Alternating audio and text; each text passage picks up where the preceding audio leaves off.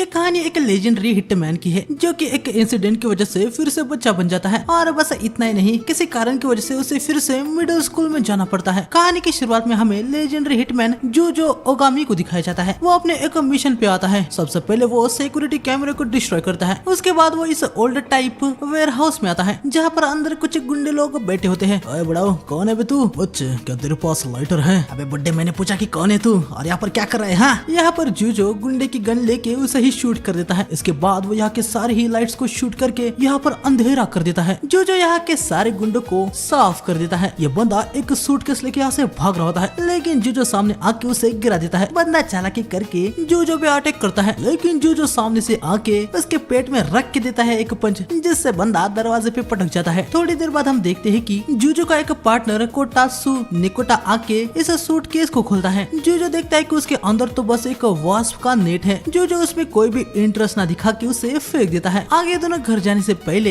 एक ramen shop पे ramen खाते हैं, जहाँ पर हम देखते हैं कि जूजो तो भाई बिना कोई इंटरेस्ट दिखा के रामेन खाने लगता है, लेकिन कोटेसु अच्छे से रामेन खा रहा होता है। जूजो को देख के ऐसा लगता है कि भाई वो अपनी जिंदगी में बहुत ही ज्यादा बोर हो चुका है। मतलब होता है ना, बस काम करो और अपना दिन बिता दो, हर दिन एक जैसा, कुछ भी इंटरेस्टिंग खास नहीं। खैर, हमें अगले दिन दिखाया जाता है जहाँ पर जूजो अपने अपार्टमेंट में जा रहा होता है, लेकिन लिफ्ट से अंदर जाते समय एक लड़का उसे टकरा जाता है। माफ कर देना, तुम ठीक हो ना बच्चे? लड़का भाई आप जूजो को देख के हद से ज्यादा डर गया होता है। वो यहाँ से फटाक से भाग जाता है। जूजो हमें बताता है कि पता नहीं क्या सीन है, पर बच्चों के साथ वो कुछ अच्छे से बात नहीं कर पाता। रूम में आने के बाद हमें देखने को मिलता है कि जूजो की एक वाइफ और एक बेटी भी है। हालांकि उसकी वाइफ और बेटी उसके साथ नहीं रहते। तभी हमें यहाँ पर जूजो के पैंट में कुछ मूव होता दिखता है, जो कि कुछ और नहीं बल्कि एक वास्प होती है। वो वास्प जूजो को काट लेती है। जूजो उसे स्लैप मार के खत्म कर देता है, लेकिन वास्प को देखने के बाद जूजो मन में कहता है कि उसने आज तक ऐसी वास्प कभी भी नहीं देखी। तभी जूजो का दिल बहुत ही जोरों से धड़कने लगता है। वो नीचे गिर जाता है। कोटात्सु यहाँ पर आ गया होता है। हमें थोड़ी देर बाद दिखाया जाता है जहाँ जूजो एरी वानिबुची नाम की एक लड़की के लैब में होता है। जूजो को यहाँ पर देखने को मिलता है कि वो तो एक बच्चा बन चुका है। अपने आप को ऐसे देखने के बाद वो बहुत ही ज्यादा शॉक हो चुका था। वैसे एरी ये जूजो की एक्स वाइफ है। एरी बताती है कि जूजो ऐसा बन गया है, इसके पीछे ये वास्प का वेनम है। एरी को बस अभी पता चला है कि जो कंपनी को जूजो टारगेट कर रहा था, उस कंपनी में लिविंग ऑर्गेनिज्म के जेनेटिक्स मैनिपुलेशन का रिसर्च भी हो रहा था। जिस वास्प ने जूजो को काटा था वो कोई ऑर्डिनरी वास्प नहीं था, तो इस वजह से मैं एक बच्चा बन चुका हूँ। एरी, तुम मुझे ठीक कर सकती हो, है ना? JOO असाइन सिंडिकेट के साइंस डिवीजन की तुम चीफ हो। ऑर्गेनाइजेशन में सबसे जीनियस हो तुम। हाँ, लेकिन ये कुछ ऐसा है जिसके बारे में मैं भी कुछ कर नहीं सकती। वैसे जूजो जो है वो ZOO असाइन सिंडिकेट का एक हिटमैन है। खैर, एरी कहती है कि जो बच्चा बन गया है ये अच्छा ही है। बॉस ने उसके लिए एक नया जॉब भी ढूंढ लिया है। तभी बॉस का कॉल आता है। हेलो जूजो, क्या सच में तुम ही हो? हाँ, मेरी आवाज थोड़ी सी हायर हो गई है, लेकिन ये मैं ही हूँ। तुम्हारे साथ तो चीजें बड़ी अजीब हो चुकी है। हाँ, ये तो है, लेकिन मैं फिर भी काम कर सकता हूँ। जैसे कि तुमसे उम्मीद थी, मेरे पास तुम्हारे लिए एक परफेक्ट जॉब है। मैं चाहता हूँ कि तुम मिडिल स्कूल अटेंड करो। वो क्या है ना, अगले साल मेरी बेटी को मैं एक प्राइवेट मिडिल स्कूल में डालने वाला हूँ। मैं चाहता हूँ कि स्कूल में जाके तुम उसे पूरा इन्वेस्टिगेट करो। अरे ये क्या बात हुई? जब आपने जॉब कहा था तो मुझे लगा कि कोई रियल असाइनमेंट है, और मुझे आपकी डॉटर जिस स्कूल में जा रही है उसे इन्वेस्टिगेट करना है। मुझे तो ये बिल्कुल सही लगा। पहले तुम एक मिडिल स्कूल ड्रॉप आउट है ना? हाँ, लेकिन इसका मतलब ये नहीं है कि मैं फिर से स्कूल जाना चाहता हूँ। खैर, भले जूजो इसके लिए मना करा था, लेकिन आखिर में बॉस कहते हैं कि ये एक जॉब है और यकीनन इसके लिए उसे पैसा मिलेगा। पैसा सुनते भाई जूजो यहाँ पर पिघल जाता है। आगे हम देखते हैं कि जूजो स्कूल अटेंड करने के लिए तैयार हो जाता है। कोटात्सु ने जूजो को स्पेशल ग्लासेस दिए होते हैं जिसमें कैमरा और ईयरपीस लगे हुए हैं, जिससे कोटात्सु जूजो को हर टाइम बैकअप दे सकता है। आगे हमें स्कूल में दिखाया जाता है जहाँ जो न्यू स्टूडेंट ज्वाइन हुए थे वो अपना इंट्रोडक्शन दे रहे होते हैं। लेकिन जूजो भी यहाँ पर अपना इंट्रो देने के लिए आ जाता है। हेलो, मेरा नाम जूजो ओगामी है, मिलके अच्छा लगा, बस इतना ही। जूजो का इंट्रो भाई इतना बेकार होता है कि सभी स्टूडेंट में बातें शुरू हो जाती है। अरे ये कितना बोरिंग है। आना, ये अपने टाइप का तो बिल्कुल भी नहीं है। कोटात्सु जूजो से कहता है कि भाई वो जरा अच्छे से इंट्रोडक्शन दे। क्लास के साथ जूजो को घुल मिलना भी है, ये भी एक जॉब का पार्ट है। जूजो भाई फिर से आ जाता है। शायद से मुझे और कुछ बताना चाहिए। मेरी हॉबीज कुछ भी नहीं है। स्किल में देखा जाए तो हाँ, स्नाइपिंग में मैं बहुत अच्छा हूँ। ये सुन के सबके सब बहुत ही ज्यादा हैरान हो जाते हैं। जो तुरंत कहता है कि उसे सर्वाइवल गेम्स में स्नाइपिंग करना पसंद है। खैर जैसे तैसे हो भाई, उसका ये बेकार सा इंट्रो यहाँ पर खत्म हो जाता है। इसके बाद हमें शाम में दिखाया जाता है। स्कूल खत्म हो गया होता है। तभी हम देखते हैं कि एक लड़की जानबूझ के यहाँ पर जूजो को धक्का मारती है। माफ कर देना ओताकू बॉय, गलती से धक्का लग गया। अरे चलो यार, वरना वो कहीं तुम्हें स्नाइप ना कर दे।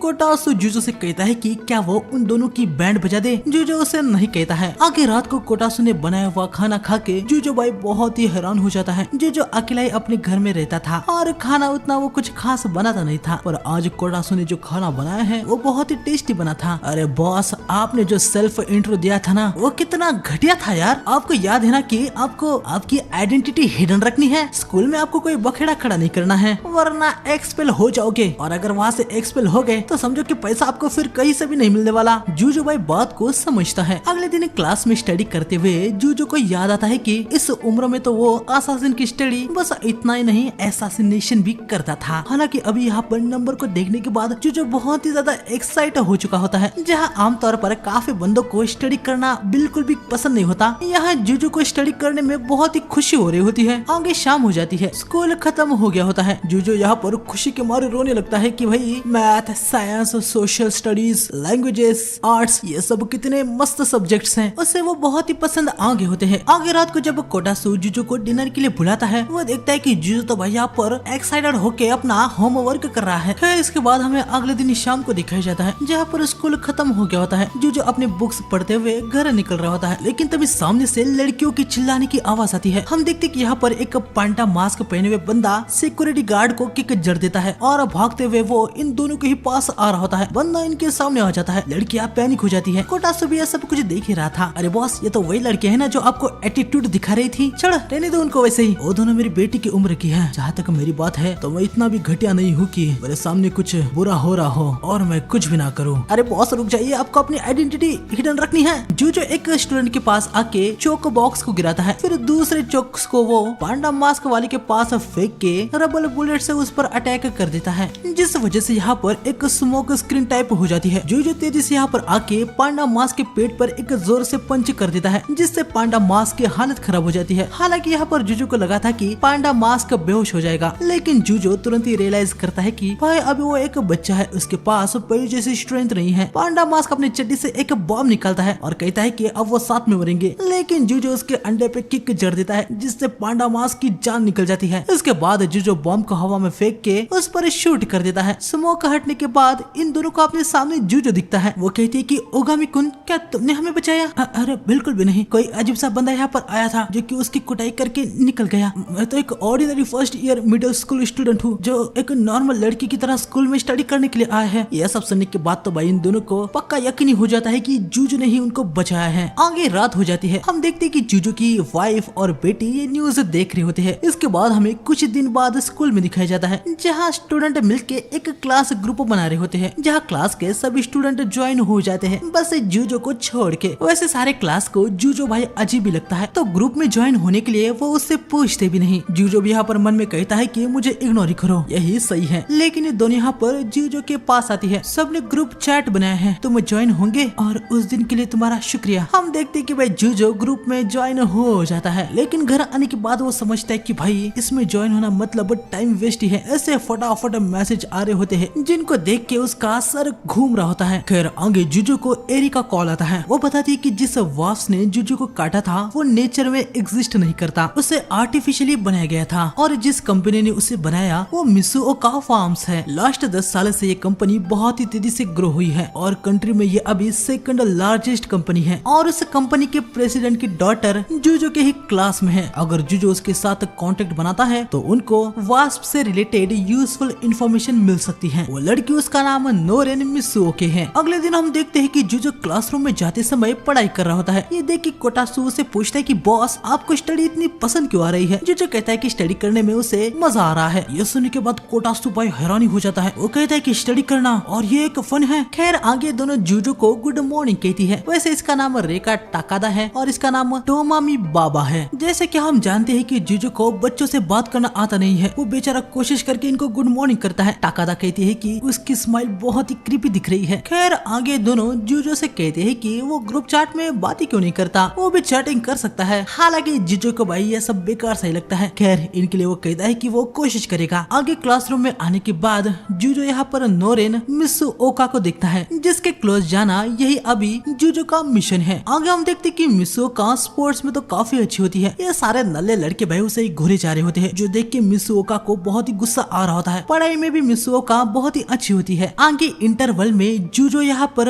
मिसु ओका से बात करने के लिए आता है। क्या तुम्हारे पास 1 मिनट है? हाँ, तुम क्रीपी कहीं के निकलो यहाँ से। हाँ ठीक है। या तो जैसे तैसे जूजो ने अपने आप को संभाल लिया होता है, लेकिन क्लास के बाहर आने के बाद वो बेचारा रोने ही लगता है। वो मन में कहता है कि एक ओल्ड मैन के लिए यंग लड़की से ऐसा कुछ सुनना ये सबसे बड़ी दुखद बात है। उसने मुझे क्रीपी कहा, बस इतना ही नहीं यार, उसने पूरे खराब मूड से कहा। शर्म के मारे जूजो भाई यहाँ पर नीचे गिर जाता है। तब ये दोनों यहाँ पर आती है। आगे जीजो इनको सारा मैटर बता देता है। नोरेन हाँ, वो सीरियसली बंदों को हेट करती है। 1 मिनट, तुम्हें इसके बारे में पता नहीं था क्या? वो स्टडी और स्पोर्ट्स में बेस्ट है, उसके पेरेंट्स अमीर भी है, इसके ऊपर से वो काफी सुंदर भी है। ये दोनों आगे बताती है कि काफी लड़कों ने उसे प्रपोज किया, लेकिन उसने सभी को ब्रूटली मना कर दिया। गर्ल्स भी उससे बात नहीं करती, वो अपनी एक अलग ही दुनिया में रहती है। आगे घर आते वक्त जूजो को यहाँ पर एक रामेन शॉप दिखती है। उसे भूख भी लगी थी। वैसे जूजो इस एरिया में पहली बार ही आया होता है। बच्चा बनने के बाद अभी जूजो इसी इलाके के एक अपार्टमेंट में रहता है। हालांकि जूजो आज पहली बार इस रास्ते से आया था। जैसे जूजो अंदर आता है, वो देखता है कि भाई मिसु ओका तो यहाँ पर इस छोटी सी शॉप में काम कर रही है। ये दोनों ही यहाँ पर एक दूसरे को देख के हैरान हो चुके थे। जूजो चुपचाप बैठ जाता है। मिसु ओका उसे पूछते कि वो क्या खाएगा। वो बताते कि उसे सीजन्ड एग के साथ एक रामेन चाहिए। अरे मेरे बाप रे, आखिर यहाँ पर हो क्या रहा है? नोरेन मिसु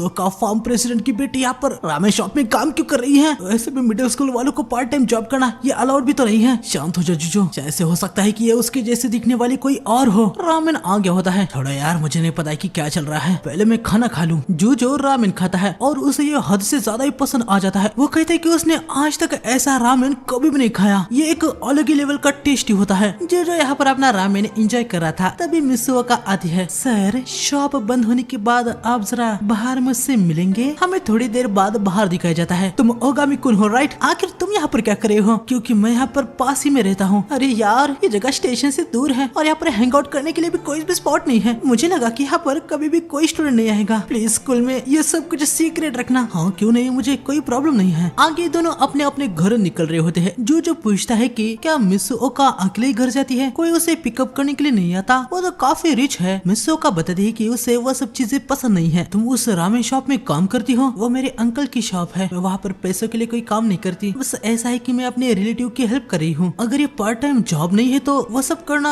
आखिर क्यों? इसके पीछे कुछ तो कारण होगा। मिसु ओका बताती है कि वो बहुत ही रिच है। उसकी मॉम एक कैनेडियन है और वो अपने मॉम जैसी दिखती है। उसके पेरेंट्स ने मिसु ओका को कुछ पीपल से मिलवाया, ये सोच के कि मिसु ओका के फ्यूचर में वो कोई अच्छा हस्बैंड ढूंढेंगे। तब मिसु ओका बस एलिमेंट्री स्कूल में थी, लेकिन वो काफी बड़ी दिखती थी। तो वह सभी पर्सन यहाँ पर मिसु ओका को एक वुमेन की तरह ट्रीट कर रहे थे, जो देखने के बाद उसे बहुत ही बेकार लगा। और जब अभी वो मिडिल स्कूल में है तो क्लास के लड़के उसे वैसे ही देखते हैं। ये सब सुनने के बाद जूजो समझ जाता है कि मिसु ओका को लड़कों के लिए हेटरेट कहाँ से आया। इसलिए मैंने सोचा है कि मैं अपना खुद का रामेन खोलूंगी। हाँ पर क्यों? जैसे कि मैंने बताया, मुझे अपने पेरेंट्स के ओल्ड फैशन माइंडसेट लाइफ बिल्कुल भी पसंद नहीं है। उनका सोचना है कि लड़की बस शादी करके हाउस वाइफ बन जाए, लेकिन मैं अपने खुद के स्ट्रेंथ से जीना चाहती हूँ। मैं अपने अंकल के रामेन को आगे बढ़ाना चाहती हूँ। मिसु ओका बताती है कि रिच लोगों के बीच में उसके अंकल को रहना पसंद नहीं था, इसलिए वो शेफ बने और अपना एक रामेन शॉप बना लिया। जब भी मिसु ओका हर्ट हुआ करती थी वो यहाँ पर आती थी। उसके अंकल बिना कुछ कहे उसके लिए रामेन बनाते थे। रामेन खाने के बाद मिसु ओका को बेटर फील होता था। पता नहीं क्यों ओगामी, लेकिन तुम्हें देखने के बाद मुझे मेरे अंकल की ही याद आती है। जूजो मन में कहता है कि मैं भी एक ओल्ड मैन ही हूँ। खैर जूजो बताता है कि वो रामेन बहुत ही टेस्टी था। ये सुनने के बाद मिसु ओका को बहुत ही अच्छा लगता है। आगे अब इन दोनों को अलग अलग डायरेक्शन में जाना होता है। ये सब जो हुआ है इसकी वजह से कल स्कूल में तुम अचानक से मुझसे फ्रेंडली मत होना, ठीक है? ये सुन के जूजो मन में कहता है कि भाई आ गई है अपने लड़कों को हेटिंग करने के मोड पे। खैर दोनों एक दूसरे को बाय करके अपने रास्ते निकल जाते हैं, लेकिन तभी हम देखते हैं कि एक गाड़ी आके मिसु ओका को यहाँ पर किडनैप कर लेती है। जूजो यह सब कुछ देख लेता है। यकीनन वो इस बात को समझ पाता है कि नोरेन के पेरेंट्स एक कॉर्पोरेशन के हेड है। कुछ भी कारण हो सकता है कि उन बंदों ने नोरेन को किडनैप किया है। कोटासु जूजो को बताता है कि गाड़ी का नंबर फेक है। यहाँ पर जूजो के पास कुछ ट्रेस करने वाली बुलेट्स होती है। उसने एक प्लान बनाया होता है। जो तेजी से भागने लगता है। कोटासु कहता है कि कार बहुत ही दूर जा चुकी है, वो उनको अभी ट्रैक कैसे करेंगे। जो यहाँ पर एक मोबाइल टावर पे चढ़ने लगता है। ऊपर आने के बाद वो केयरफुली हर तरफ दिखता है और उसे वो कार दिख जाती है। जो अब इतनी दूर से एक हैंडगन से कार पर शूट करने वाला होता है। ये देखने के बाद कोटासु हैरानी हो जाता है। वो कहता है कि जो एक हैंडगन से उतनी दूर शॉट कैसे मार पाएगा, लेकिन जो से कहता है कि वो ऐसे ही एक लेजेंडरी हिटमैन नहीं है। जो कार को देख के बुलेट ड्रॉप के अकॉर्डिंग एम ऊपर करके शूट कर देता है और हम देखते हैं कि बुलेट यहाँ पर कार पर लग भी जाती है। अब ये किडनैपर्स को आराम से ट्रैक कर सकते हैं। कोटासु तो भाई यहाँ पर हैरानी हो चुका था। खैर आगे हम देखते हैं कि जो एक ट्रक पे चढ़ जाता है। थोड़ी देर बाद वो ट्रैकर के अकॉर्डिंग आगे बढ़ता है। यहाँ पर अंदर इन्होंने नोरेन को पकड़ के रखा होता है। अरे वाह रे वाह, तुम तो काफी सुंदर हो, क्यों ना तुम्हारे साथ थोड़े मजे किए जाए। तभी इन गुंडों का बॉस आके इस बंदे को किक जड़ देता है। बेवकूफ कहीं के, माफ कर देना, चिंता मत करो, मैं उसे बाद में मार दूंगा। इसके बदले क्या तुम मुझे तुम्हारे फादर की कंपनी में जो टॉप सीक्रेट ड्रग बन रहा है उसके बारे में बता सकती हो? तुम उसका सीक्रेट पोजेस करती हो, है ना? तुम क्या कह रहे हो? मुझे कुछ भी समझ में नहीं आ रहा है। क्लाइंट ने हमें कहा है कि हमें कुछ पता नहीं है, लेकिन तुम्हारे पास उसके रिलेटेड कुछ तो है। सच में मुझे कुछ भी पता नहीं है। डैड के वर्क के बारे में मैंने आज तक कभी सुना तक नहीं है। सच में ऐसा है क्या? मैं कह रही हूँ ना, तुम जो बोल रहे हो उसके बारे में मुझे कुछ भी पता नहीं है। जिस रामेन शॉप में तुम काम करती हो वो तुम्हारे प्यारे अंकल का है ना? एक्चुअली मैं कल मैं वहाँ पर खाना खाने के लिए गया था और वो बहुत ही बेकार था। वैसे बेकार जगह को वाइप कर देना चाहिए, है ना? ये सुनने के बाद नोरेन बहुत ही पैनिक हो जाती है। वो कहती है कि इन सब में उसके अंकल का कोई भी लेना देना नहीं है। वही तो, उनका कोई भी लेना देना तो नहीं है ना, इसलिए तुम मुझे सीक्रेट बता दो, मैं उनको कुछ भी नहीं करूंगा। लेकिन यहाँ पर मिसोका को एक्चुअली में कुछ भी पता नहीं होता। वो बेचारी बहुत ही पैनिक हो गई होती है। तभी हम देखते हैं कि बंदे पे रबर बुलेट से अटैक हो जाता है। एक शूट करने वाला जो ही होता है। बेवकूफ कहीं के, तुमने ये कैसे कह दिया कि उस शॉप का खाना बेकार है? नोरेन पीछे देखने लगती है कि आखिर ये कौन है, लेकिन जो उसके मुंह पर अपनी बैग लगा देता है ताकि उसकी आइडेंटिटी सिक्योर रहे। ओए चूजे, आखिर तो है कौन? बेवकूफ, मैं तुमसे बड़ा हूँ। जो इन तीनों को भी शूट कर देता है। हालांकि और भी बंदे आ रहे होते हैं। जो नोरेन को एक छोटे से लोडर पे बैठा के निकलने लगता है। सामने से बंदा आ जाता है। जो जंप लगा के बंदे के सामने आ जाता है और इसे किक मार के साइड में कर देता है। बाहर आने के बाद सामने और दो बंदे आते हैं जो कि सीधा जो पे शूट करने लगते हैं। जो लोडर का यूज करके बुलेट्स को ब्लॉक कर देता है और बंदों को ही शूट करके निकल जाता है। कोटासु बताता है कि सामने स्टेयर्स है। हम देखते हैं कि स्टेयर्स पे भी दो बंदे आ जाते हैं। जो नोरेन को पकड़ के लोडर को नीचे फेंक देता है और तुरंत उस पर कूद जाता है। ऊपर से भी एक बंदा आता है, लेकिन जो उसे ऑलरेडी शूट कर देता है। बाहर जाते समय जो के यहाँ पर इस लकड़ी से बना हुआ कुछ दिखता है। आगे सभी को बेहोश करके जो फाइनली बाहर आता है। लेकिन हम देखते हैं कि जिसको सबसे पहले जो ने शूट किया था वो तेजी से कार लेके इनकी तरफ ही आ रहा होता है। जो उस पर शूट करता है, लेकिन कार बुलेट प्रूफ होती है। जो नोरेन को साइड में करके लोडर को सामने फेंकता है। उसके बाद उस लकड़ी को लोडर के नीचे डाल देता है। कार उस पर आ जाती है और उसका बैलेंस बिगड़ जाता है। हम देखते हैं कि जो से ऊपर होके वो पीछे पटक जाती है और यकीनन इस बंदे की भी बैंड बज गई होती है। आगे जो नोरेन को भी बेहोश कर देता है। तभी जो रियलाइज करता है कि भाई उसकी एक बुक ऊपर ही रह गई है। इसके बाद हमें सुबह दिखाया जाता है जहाँ पर नोरेन अपने घर में उड़ गई होती है। क्या वो सब कुछ एक सपना था? नहीं, वो सपना नहीं था। मुझे जिसने बचाया था उसकी आवाज वो तो ओगामी था। आगे हमें स्कूल में दिखाया जाता है जहाँ नोरेन ओगामी से कहती है कि कल रात उसको बचाने वाला वही था ना? कुछ हुआ था क्या? ओ, तुम्हारा मतलब तुम जो रामेन शॉप में काम करती हो वो? अरे प्लीज उसके बारे में यहाँ पर बात मत करो। ठीक है, नहीं करूंगा। बदले में मैं रामेन खाने के लिए वहाँ पर आती रहूंगा। क्या तुम मुझे नेक्स्ट रामेन ट्रीट करोगी? यकीनन मिसुओका इसके लिए हाँ ही कहती है। इसके बाद हमें कुछ दिन बाद दिखाया जाता है जहाँ क्लास में जुजू को x+y x+c इस टाइप के क्वेश्चन देखने के बाद उसका माइंड घूम रहा होता है। घर आने के बाद इसके बारे में वो कोटासु को भी बताता है। हालांकि उसे बता के कुछ फायदा नहीं है क्योंकि मैथ्स में ये बहुत ही बेकार था। आगे जो अपनी एक्स वाइफ एरी को फोन लगाता है। यकीनन वो उससे सवाल के बारे में ही पूछता है, लेकिन एरी कहती है कि उसके पास ये सवाल हल करने के लिए टाइम नहीं है। वो स्कूल में है ना, तो सीधा टीचर से ही जवाब पूछे। आखिर स्कूल टीचर इसके लिए तो होते हैं। लेकिन जो कहता है कि टीचर उससे थोड़े से छोटे हैं, तो उनसे पूछने में उसे थोड़ा सा ऑकवर्ड लग रहा है। ये सुन के एरी चिल्ला के जुजो से कहती है कि वो अपना ये फालतू का प्राइड छोड़ दे और अपने प्रॉब्लम को खुद ही हैंडल करे। इतना कह के वो फोन को काट देती है। अगले दिन जुजो यहाँ पर लाइब्रेरी में निराश बैठा होता है। उसे अभी भी कोई सोल्यूशन नहीं मिला था। तभी रियो शिराइशी नाम का एक बंदा जुजो के पास आता है जो कि जुजो के ही क्लास में है। तुम ओगामी हो राइट? क्या तुम्हें कोई प्रॉब्लम है क्या? जुजो मन में कहता है कि उसने इसे क्लास में देखा तो है।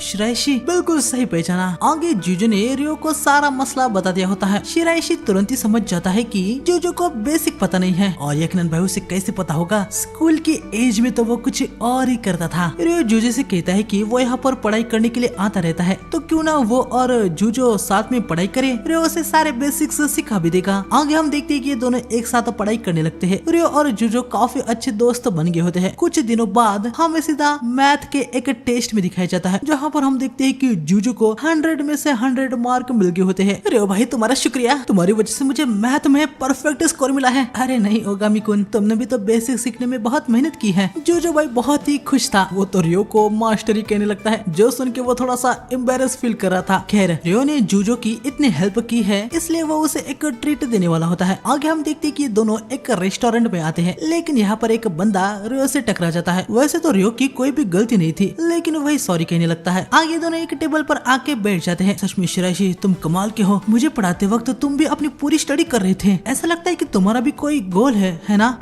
क्लास में इसके बारे में मत बताना, ठीक है? सच ये है कि मैं एक डॉक्टर बनना चाहता हूँ। जूजो कहता है कि ये तो अच्छा ही है, अगर क्लास वालों को भी ये पता चल गया तो इसमें प्रॉब्लम क्या है। हम देखते हैं कि भाई वो बंदा भी इनकी बातें सुन रहा होता है। रियो आगे बताता है कि जब वो छोटा था उसकी मॉम बीमारी की वजह से मारी गई। उसके डैड जब काम से बिजी रहते थे तो रियो को उसकी ग्रैंड मदर ने संभाला, लेकिन हाल ही में उनकी भी तबीयत खराब होने लगी है। इसलिए रियो ने सोचा है कि उसकी मॉम और ग्रैंड मदर की तरह लोग ज्यादा जी सके, इसके लिए वो डॉक्टर बनेगा। ये सब कुछ सुनने के बाद तो जूजो को भाई रोना ही आ जाता है। अब वो रियो को ग्रैंड मास्टर कहने लगता है। अरे यार फिर से प्रमोट हो गया क्या मैं? ये सब कुछ बंद करो भाई। सच में शिराइशी ये सब सुनने के बाद मुझे बहुत ही अच्छा लगा। जूजो अब समझ पाता है कि बच्चों के साथ वो अच्छे से बात क्यों नहीं कर पाता था। इसका कारण ये था कि बच्चों को उसने कभी इंडिविजुअल्स की तरह ट्रीट नहीं किया था, लेकिन अभी वो समझ पाता है कि रियो खुद जूजो से कई ज्यादा एडमिरेबल है। लेकिन ये बंदा इनकी बातें सुन के यहाँ पर हंसने लगता है। इन दोनों एक डॉक्टर बनना ये तो पैसों की बर्बादी है। कितने बेवकूफ हो तुम, जब तुमने कहा वो रियलिटी से पूरा अलग है। वैसे एक पंच जड़ दो क्या? अरे नहीं, तुम्हें वायलेंट नहीं होना चाहिए। अरे तुम भी डबल बैटरी, स्कूल के फर्स्ट ईयर में ही पढ़ाई में हालत खराब हो गई है। इससे पता चलता है कि तुम कितने बड़े डम्ब हो। ओए बस बहुत हुआ, जो तुम कह रहे हो उसका मेरे डॉक्टर बनने से कोई भी लेना देना नहीं है। भले ही टेक्निकली तुम राइट भी क्यों ना हो, लेकिन दूसरों को इडियट कहना ये बिल्कुल गलत है। और कोई मेरे फ्रेंड के हार्ड वर्क पर हंसे, ये मुझे बिल्कुल बर्दाश्त नहीं है। रेस्टोरेंट में जितने भी लोग थे वो इस बंदे से कह रही होती है कि उसे अपने काम से काम रखना चाहिए। सभी भाई उस पर हंस रहे होते हैं। बंदा शर्मिंदा होकर यहाँ से निकल जाता है। आगे दोनों अपने घर जा रहे होते हैं, लेकिन हम देखते हैं कि पीछे से वो बंदा इनको ब्रिज से नीचे फेंकने का प्लान बना रहा होता है, जो कि यहाँ पर जूजो ने नोटिस कर दिया था। जूजो बंदे के साइकिल में डिवाइडर फेंक देता है, जिससे बंदा नीचे गिरने लगता है। तुम्हें जरा ठंडे होने की जरूरत है। जूजो बंदे के लैपटॉप को भी उसे दे देता है। बंदा पानी में गिर जाता है। रियो पूछता है कि कुछ पानी में गिरा क्या? जूजो कहता है कि उसे पता नहीं। इसके बाद हमें अगले दिन दिखाया जाता है, जहाँ हम जूजो को उसके रूम में देखते हैं। उसका रूम भाई पूरा बुक से बिखरा होता है। कोटासु भी जब यहाँ पर आता है वो ये देख के हैरान हो जाता है। आगे हम देखते हैं कि कोटासु घर की साफ सफाई कर रहा होता है। वो जूजो से कहता है कि लिविंग रूम भी पूरा गंदा हो रखा है। जूजो कहता है कि उसने काफी दिनों से हाउस कीपर को नहीं बुलाया। अरे आप अपने आप से क्लीन कर लेते। मैं नहीं कर सकता, मैंने आज तक ऐसा कभी भी नहीं किया है। तुम तो जानते हो ना कि मैन ऐसे काम नहीं करते। बॉस ये अच्छा नहीं था। आपको क्या लगता है कि आप कौन से एरा में जी रहे हैं? अपने वैल्यूज का जरा बढ़ाइए। इसके बाद हमें स्कूल में दिखाया जाता है, जहाँ जूजो देखता है कि क्लब एक्टिविटीज हो रही है। कोटासु जूजो से पूछता है कि वो कौन से क्लब में ज्वाइन होने वाला है। जूजो बताता है कि उसने अभी तक सोचा नहीं है। तभी हम देखते हैं कि एक बॉल यहाँ पर जूजो के सामने आता है। बंदा जूजो से कहता है कि वो बॉल को फेंके। जूजो भाई बॉल को फेंकता है, लेकिन वो बहुत ही पावरफुल स्पीड में होता है। इससे भाई बंदे का ग्लव भी फट जाता है। खैर यहाँ पर आगे क्लासरूम में आने के बाद जूजो रियो से पूछता है कि वो कौन से क्लब में ज्वाइन होने वाला है। शायद से मैं केंडो में ज्वाइन होऊंगा। एक्चुअली मैंने पहले थोड़ा बहुत केंडो सीख रखा है, वो मुझे पसंद है। स्टडी के साथ मैं केंडो भी सीखना चाहता हूँ। वैसे तुम कौन से क्लब में ज्वाइन हो रहे हो? लेकिन जूजो को कुछ भी पता नहीं था कि वो कौन से क्लब में ज्वाइन हो। रियो उसे क्लब्स का चार्ट दिखाता है, जिसमें जूजो होम इकोनॉमिक्स क्लब भी देखता है। रियो बताता है कि उस क्लब में कुकिंग, लॉन्ड्री और क्लीनिंग ये सब कुछ है। जूजो कहता है कि पक्का उसमें सारी लड़की आई होगी। तभी एक लड़की आके जूजो से कहती है कि इस बात को वो अनदेखा नहीं कर सकती। हम देखते हैं कि ये तो रियो की बड़ी बहन है, आप मास्टर की बड़ी बहन है। हाँ, और होम इकोनॉमिक्स क्लब की प्रेसिडेंट भी, जिसके बारे में अभी तुम बात जो कर रहे थे, मेरे छोटे भाई ने तुम्हारे बारे में मुझे बताया था। वैसे इसका नाम चित्तो से है। वो जूजो से कहती है कि यकीनन मेन और वुमेन्स में काफी फर्क होता है, लेकिन कोई पर्सन अगर जिंदा है तो वो खाना खाता है, खाना बनाता है, यकीनन कचरा भी होता है तो वो क्लीनिंग भी करता है। एक पर्सन को अपनी बनाई हुई गंदगी को साफ करना ये आना ही चाहिए, और यही सब उनके क्लब में सिखाया जाता है। ये सब सुनने के बाद जूजो भाई अब रियलाइज करता है कि ये बात कितनी इम्पोर्टेंट है। जब तुम खुद ये सब कुछ सीख जाते हो तो दूसरा कोई भी तुम्हारे लिए काम करता है, इससे भी कोई दिक्कत नहीं है, क्योंकि उस समय तुम ये समझ पाते हो कि सामने वाला जो काम कर रहा है उसकी वर्थ क्या है। तुम उनको प्रॉपरली उसके लिए अप्रिशिएट भी करोगे। ठीक है, आज हमारे क्लब का एक ट्रायल है और तुम्हें वहाँ पर आना है। नहीं आओगे तो मैं तुम्हें मेरे छोटे भाई से कभी भी मिलने नहीं दूंगी। ये सुन के अब जूजो के पास कोई भी चारा नहीं होता, वो ट्रायल में आने के लिए मान जाता है। आगे हमें होम इकोनॉमिक्स रूम में दिखाया जाता है। यह चितो से सभी से कहते हैं कि आज बस ट्रायल ही है, इसलिए टास्क उसने सिंपल रखा है। वो सभी आज राइस बॉल और मिसो सूप बनाने वाले हैं। जूजो यहाँ पर मन में कहता है कि मैंने जैसे उम्मीद की थी, यहाँ पर ज्यादातर लड़की आई है। चितो से यहाँ पर जूजो के पास आके उसे कहते हैं कि क्यों ना वो एक कॉन्टेस्ट रखे, अगर जूजो यहाँ पर बोर हो जाता है तो वो जीत जाएगा। क्लब के एक्टिविटी का पार्ट होने के नाते फिर चितो से अगले 6 महीने के लिए जूजो के सारे जरूरतों का ख्याल रखेगी, और अगर जूजो हार जाता है तो उसे क्लब में ज्वाइन होना होगा। आगे सभी राइस बॉल और मिसो बनाते हैं। जूजो अपना बनाया हुआ मिसो सूप चखता है और वो उसे काफी अच्छा लगता है। हमें थोड़ी देर बाद दिखाया जाता है। चितो से सभी से कहती है कि जिन्होंने भी खाना बनाया है, अगर उनका खाना बच गया है तो वो खाने को घर ले जा सकते हैं। आगे जूजो चितो से के पास आता है। तो बताओ कैसा रहा?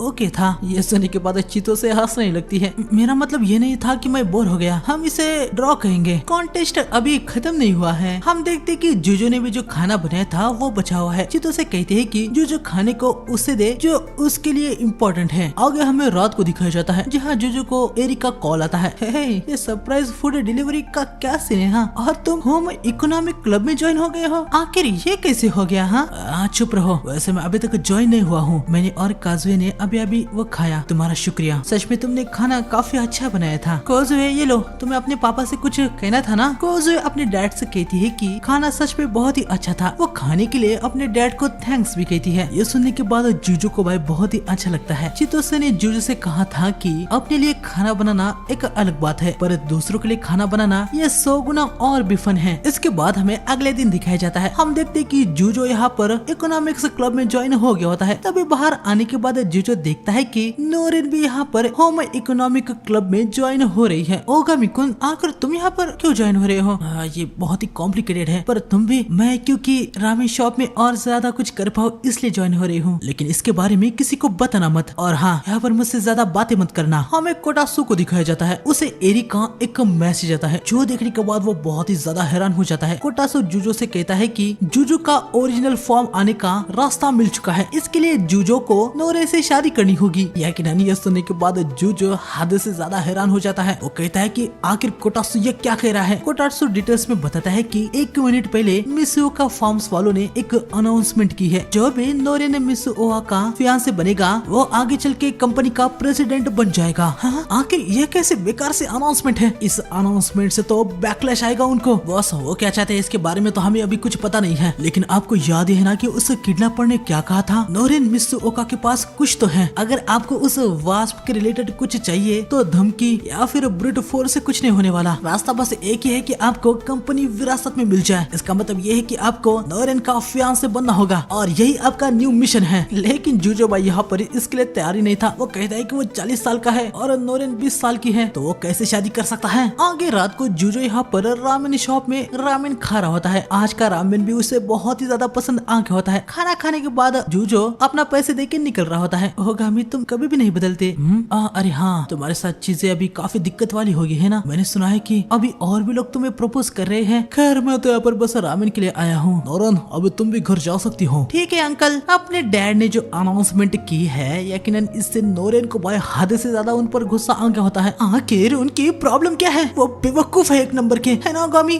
तुम मुझे सुन भी रहे हो? हाँ सच में ये काफी दुखी बात है। वैसे कल इंग्लिश का तुम ऑलरेडी सब्जेक्ट को चेंज कर रहे हो। हो। तभी हम देखते हैं कि नोरेन भाई अचानक से हंसने लगती है। एक्चुअली में किसी के साथ ऐसे पॉइंटलेस बातें करना ये उसे काफी अच्छा लग रहा होता है। खैर इसके बाद हमें अगले दिन दिखाया जाता है जहाँ जूजो अपने क्लब एक्टिविटी के लिए जा रहा होता है, लेकिन वो देखता है कि सामने तो बहुत सारे लड़के हैं। चित्तो से बताती है कि इसका कारण नोरेन है। लड़के भाई यहाँ पर नोरेन की वजह से होम इकोनॉमिक्स में ज्वाइन हो रहे होते हैं, लेकिन नोरेन को भी पता है कि ये सभी नल्ले हैं। तभी नोरेन की नजर जूजो पे आती है। वो जूजो के पास आते हुए कहती है कि उसका एक ऑलरेडी बॉयफ्रेंड है और वो ओगामी है। यह सुनने के बाद सभी लड़के यहाँ तक जूजो भी हद से ज्यादा हैरान हो जाता है। ये बात सुनने के बाद सभी स्टूडेंट भाई नोरेन और जोजो के पीछे लगे होते हैं। ये दोनों यहाँ पर एक क्लास में छुप गए होते हैं। नोरेन यहाँ पर पहले जोजो से माफी मांगती है और आगे पूछती कि क्या वो उसका फेक बॉयफ्रेंड बनेगा। ऐसा करने से कम दूसरे स्टूडेंट उससे दूर ही रहेंगे। जोजो इसके लिए हाँ ही कह देता है। आगे हमें शाम में दिखाया जाता है जहाँ कुछ बंदे जोजो को बुली कर रहे होते हैं। सुन बे चश्मिश, आज से तू हमारे लिए रोज ब्रेड लाया करेगा, ठीक है? तुझे हमारे सारे ऑर्डर्स मान्य हो गए, या फिर तू नोरेन से दूर रहे, फिर हम तुमको छोड़ देंगे, समझा? यकीनन इनकी कुटाई करना ये जोजो के लिए कोई बड़ी बात नहीं है, लेकिन वो अपने आप को अटेंशन में नहीं लाना चाहता, इसलिए वो इस बंदे को धक्का मार के यहाँ से भागने लगता है। सारे बंदे उसके पीछे लगते हैं। जोजो भाई सीधा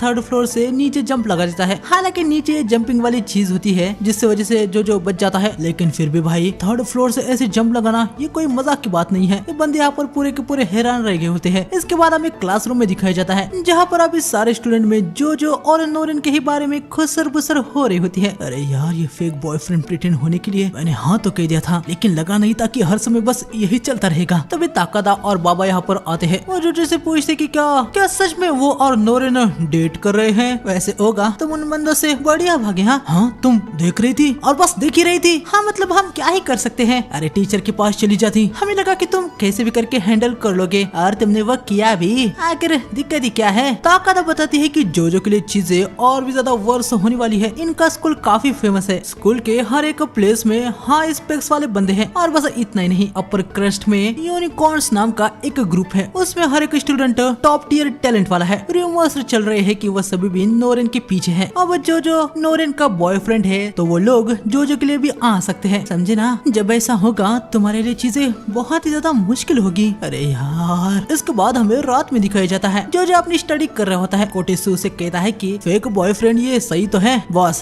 नोरेन से शादी करने का आपका कोई भी इंटेंशन नहीं है, राइट? हाँ बिल्कुल भी नहीं। तो ये सब कुछ करने की कोई जरूरत ही नहीं है। हाँ मुझे उस बेचारे के लिए बुरा लग रहा है। कोटेसु बताता है कि जोजो के लिए उसके पास एक और बैड न्यूज है। मिसुओ का फार्मासिस्ट जो उस डी एजिंग वास्प पर रिसर्च कर रहे थे, अंडरग्राउंड भी उनके सीक्रेट के पीछे थे। हालांकि अंडरग्राउंड उनसे ब्रूट फोर्स या धमकी देके उस रिसर्च के बारे में जान नहीं सकते हैं, इसलिए रूमर्स है कि दूसरे ऑर्गेनाइजेशन के मिडिल स्कूलर को उस सीक्रेट के पीछे लगा दिया है। वो सभी अंडरकवर असासिन या एजेंट है जो कि मिसुओका का फियांसे बनने का एम कर रहे हैं। मतलब सीधी भाषा में कहा जाए तो नोरेन अब हर तरह से भाई जैसे कि यूनिकॉर्न्स, एजेंट्स, असासिन से टारगेट हो चुकी है। तो यही बात है बॉस, मैं यही पूछ रहा हूँ क्या आप भी इसमें कूदने वाले हो? जोजो को भाई कुछ भी समझ नहीं आ रहा होता। ये सब सुन के वो और बस फ्रस्ट्रेटिंग हो जाता है। इसके बाद हमें अगले दिन दिखाया जाता है जहाँ नोरेन जोजो से कहती है कि उसे अब नोरेन का बॉयफ्रेंड प्रिटेंड करने की कोई जरूरत नहीं है, क्योंकि नोरेन ने देखा है कि इस वजह से जोजो को काफी दिक्कतें हो रही है। नोरेन जोजो से कहती है कि अब इस प्रॉब्लम को वो खुद से हैंडल करने का तरीका सोचेगी। साथ ही वो होम इकोनॉमिक क्लब को भी छोड़ने वाली है। हालांकि वो जोजो से कहती है कि रामेन खाने के लिए वो आ सकता है। जोजो इन सब के बारे में अपनी तरफ से कुछ कहने के लिए जा रहा होता है, लेकिन तब यहाँ पर ये वही बुली आता है। अरे डेट चल रही है क्या?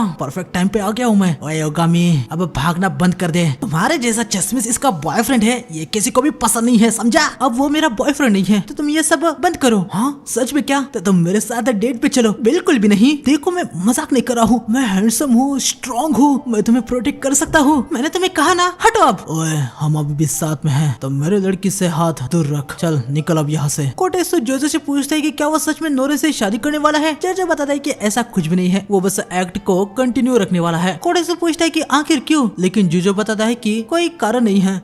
बस आप ये क्या कह रहे हो? अगर मैं कहना भी चाहूँ तो ये ऐसा है कि ये नल्ले बच्चे कभी भी शांत नहीं बैठते, कुछ ना कुछ तो कांड करेंगे ही। और दूसरी बात ये है कि हम ओल्ड बंदे बड़े जिद्दी होते हैं। अगर मैं कुछ करता नहीं, इससे दूसरे स्टूडेंट मेरी चिंता करते हैं, तो अब बस बहुत हो गया। अब मैं शांत नहीं बैठूंगा, जो भी मेरे सामने आएगा उसे देख लूंगा। अबे चश्मिश क्या खुसफुस रहा है? हाँ तुझे बता दूं कि जिम में मैं अपनों से बड़ों को हरा चुका हूँ, तो मेरे सामने बस एक कीड़ा है, समझा? बंदा जोजो को पंच करता है, लेकिन जोजो उसके पंच को रोक देता है। जो देखने के बाद बंदा बहुत ही ज्यादा हैरान हो जाता है। शायद तुझे ट्रेनिंग की और भी जरूरत है। इसके बाद हमें एक स्कोप को दिखाया जाता है जो कि जोजो को देख रहा होता है। यहाँ पर वो बंदा जा चुका होता है। नोरिन ने जोजो को थैंक्स कहती है। ओगामी-कुन तुम कोई बात नहीं, मैं कुछ और समय के लिए फेक बॉयफ्रेंड बनूंगा। अच्छा रामेन खा के मैं तुमसे बाद में कोई कंप्लेंट नहीं सुनना चाहता।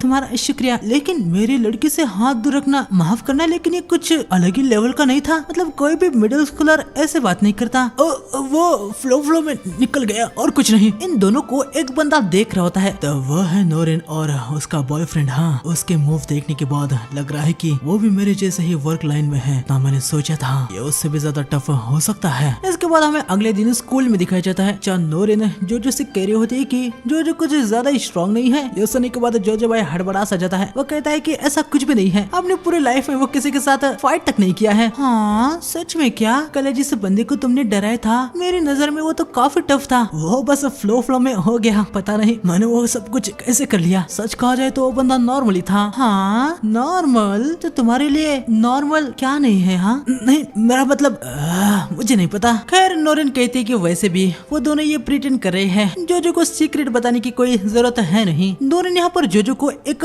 पेन दिखाती है। वो कहती है कि कल उसके डैड ने उसे ये पेन दिया है और कहा है कि इसे जोजो को देना है। नोरिन इसको जोजो को दे देती है। ये दोनों यहाँ पर समझ नहीं पाते कि आखिर इसका मतलब क्या है, लेकिन जल्दी इनको पता चलने वाला है। खैर आगे हमें उसी असासिन को दिखाया जाता है। हम देखते हैं कि वो एक ट्रांसफर स्टूडेंट बन के यहाँ पर आया होता है। उसे देखते ही कोडेसी और जोजो को पता चल जाता है कि ये बंदा नॉर्मल नहीं है। ऐसे टाइम पे एक ट्रांसफर स्टूडेंट, हाँ, और उसकी वो वैसी प्रेजेंस, लगता है कि सच में उन्होंने नोरिन का फियांसे बनने के लिए किसी प्रोफेशनल को भेजा है। इसका नाम शिन कोहाजामे है। टीचर शिन को जरा अपने बारे में बताने को कहते हैं, लेकिन भाई ये कुछ बोल ही नहीं पाता। मतलब बोलने का ट्राई भी करता है लेकिन कुछ ढंग से बात नहीं कर पाता। टीचर उसे कहते हैं कि वो जाके मित्सुका के साइड में बैठ जाए। शिन यहाँ पर आके बैठ जाता है। नोरिन उसे हेलो कहती है। शिन भाई बस नीचे झुक जाता है। अरे यार ये कितनी क्यूट है, मैं तो बहुत ही ज्यादा नर्वस हूँ, मुश्किल से ही बात कर पा रहा हूँ। मेरे लिए नामुमकिन होगा कि मैं इतने क्यूट गर्ल के साथ फ्लर्ट करूँ, लेकिन ये जॉब तो करना भी पड़ेगा। शिन एक लेटर को नोरिन को देता है जिसमें लिखा होता है कि मैं तुम्हें पसंद करता हूँ और ये मैं पर्सनली तुमसे कहना चाहता हूँ, तो स्कूल के बाद मुझे बाहर मिलने के लिए आना। यह सब देखने के बाद नोरिन भाई हैरानी हो जाती है। आगे स्कूल के बाद नोरिन ये सब बातें जोजो को भी बता देती है। एक लेटर और इंस्टेंट मीटअप, हाँ, और तुम चाहती हो कि मैं भी उधर तुम्हारे साथ आऊँ। ओगामी यही तो एक फेक बॉयफ्रेंड होने का पूरा पॉइंट है। मैं जानता हूँ कि तुम्हारा एक बॉयफ्रेंड भी है, लेकिन तुम उसे अपने साथ लाती हो तो ऐसी चीजें मुश्किल हो जाएगी। अरे ये तो कोहाजामी की आवाज, लेकिन वाइफ पूरी तरीके से अलग है। हाँ आखिर ये क्या है? एक पैसिफायर है। शिन बताता है कि उसे हद से ज्यादा स्टेज फ्राइट है, लेकिन अगर वो ऐसे बेबी की तरह एक्ट करता है तो वो नॉर्मल रहता है। यह सुनने के बाद जोजो मन में कहता है कि यार ये अंडरग्राउंड वाले पूरे अजूबों से भरा हुआ है, लेकिन ये बंदा कुछ ज्यादा ही अजीब है। शिन यहाँ पर नोरिन के हाथों को पकड़ के कहता है कि उसे नोरिन को देख के ही लव एट फर्स्ट साइट हुआ है, वो उसे एक चांस दे। लेकिन नोरिन उसे रख के देती है कि पंच, मैं जानती हूँ कि तुम मुझे उतना भी कुछ पसंद नहीं करते। मैंने सही कहा ना? मैं ये नहीं कह रही है कि लव एट फर्स्ट साइट कभी होता नहीं है, लेकिन तुमने जो कन्फेस किया वो मुझे ऐसा फील हुआ कि तुम बस नाटक कर रहे हो। बहुत सारे कन्फेशन से नोरिन को ऑलरेडी पता चल चुका है कि कौन उसे सच्ची में कन्फेस करता है और उसके हिसाब से वो उनके मुंह पे सीधा उनको जवाब भी दे देती है। लेकिन अगर कोई मजाक में कन्फेशन करने के लिए आता है तो नोरिन उसे ऐसे ही जवाब देती है। नोरिन की बातें सुनने के बाद तो भाई शिन को अभी सच में उससे प्यार हो जाता है। वो सोच रहा होता है कि अगर नोरिन जैसी लड़की उसे प्यार करेगी तो वो मरने के लिए भी तैयार है। माफ कर देना, तुम टोटली राइट हो, लेकिन इस बार मुझे तुम सच में पसंद आ गई हो। अगर तुम कह सकती हो कि कोई झूठ बोलता है तो ये भी जानती होगी कि कौन सच्ची में अपनी फीलिंग्स को रख रहा है ना? नोरिन भाई देखते हैं कि इस बार तो सच में शिन सीरियस है और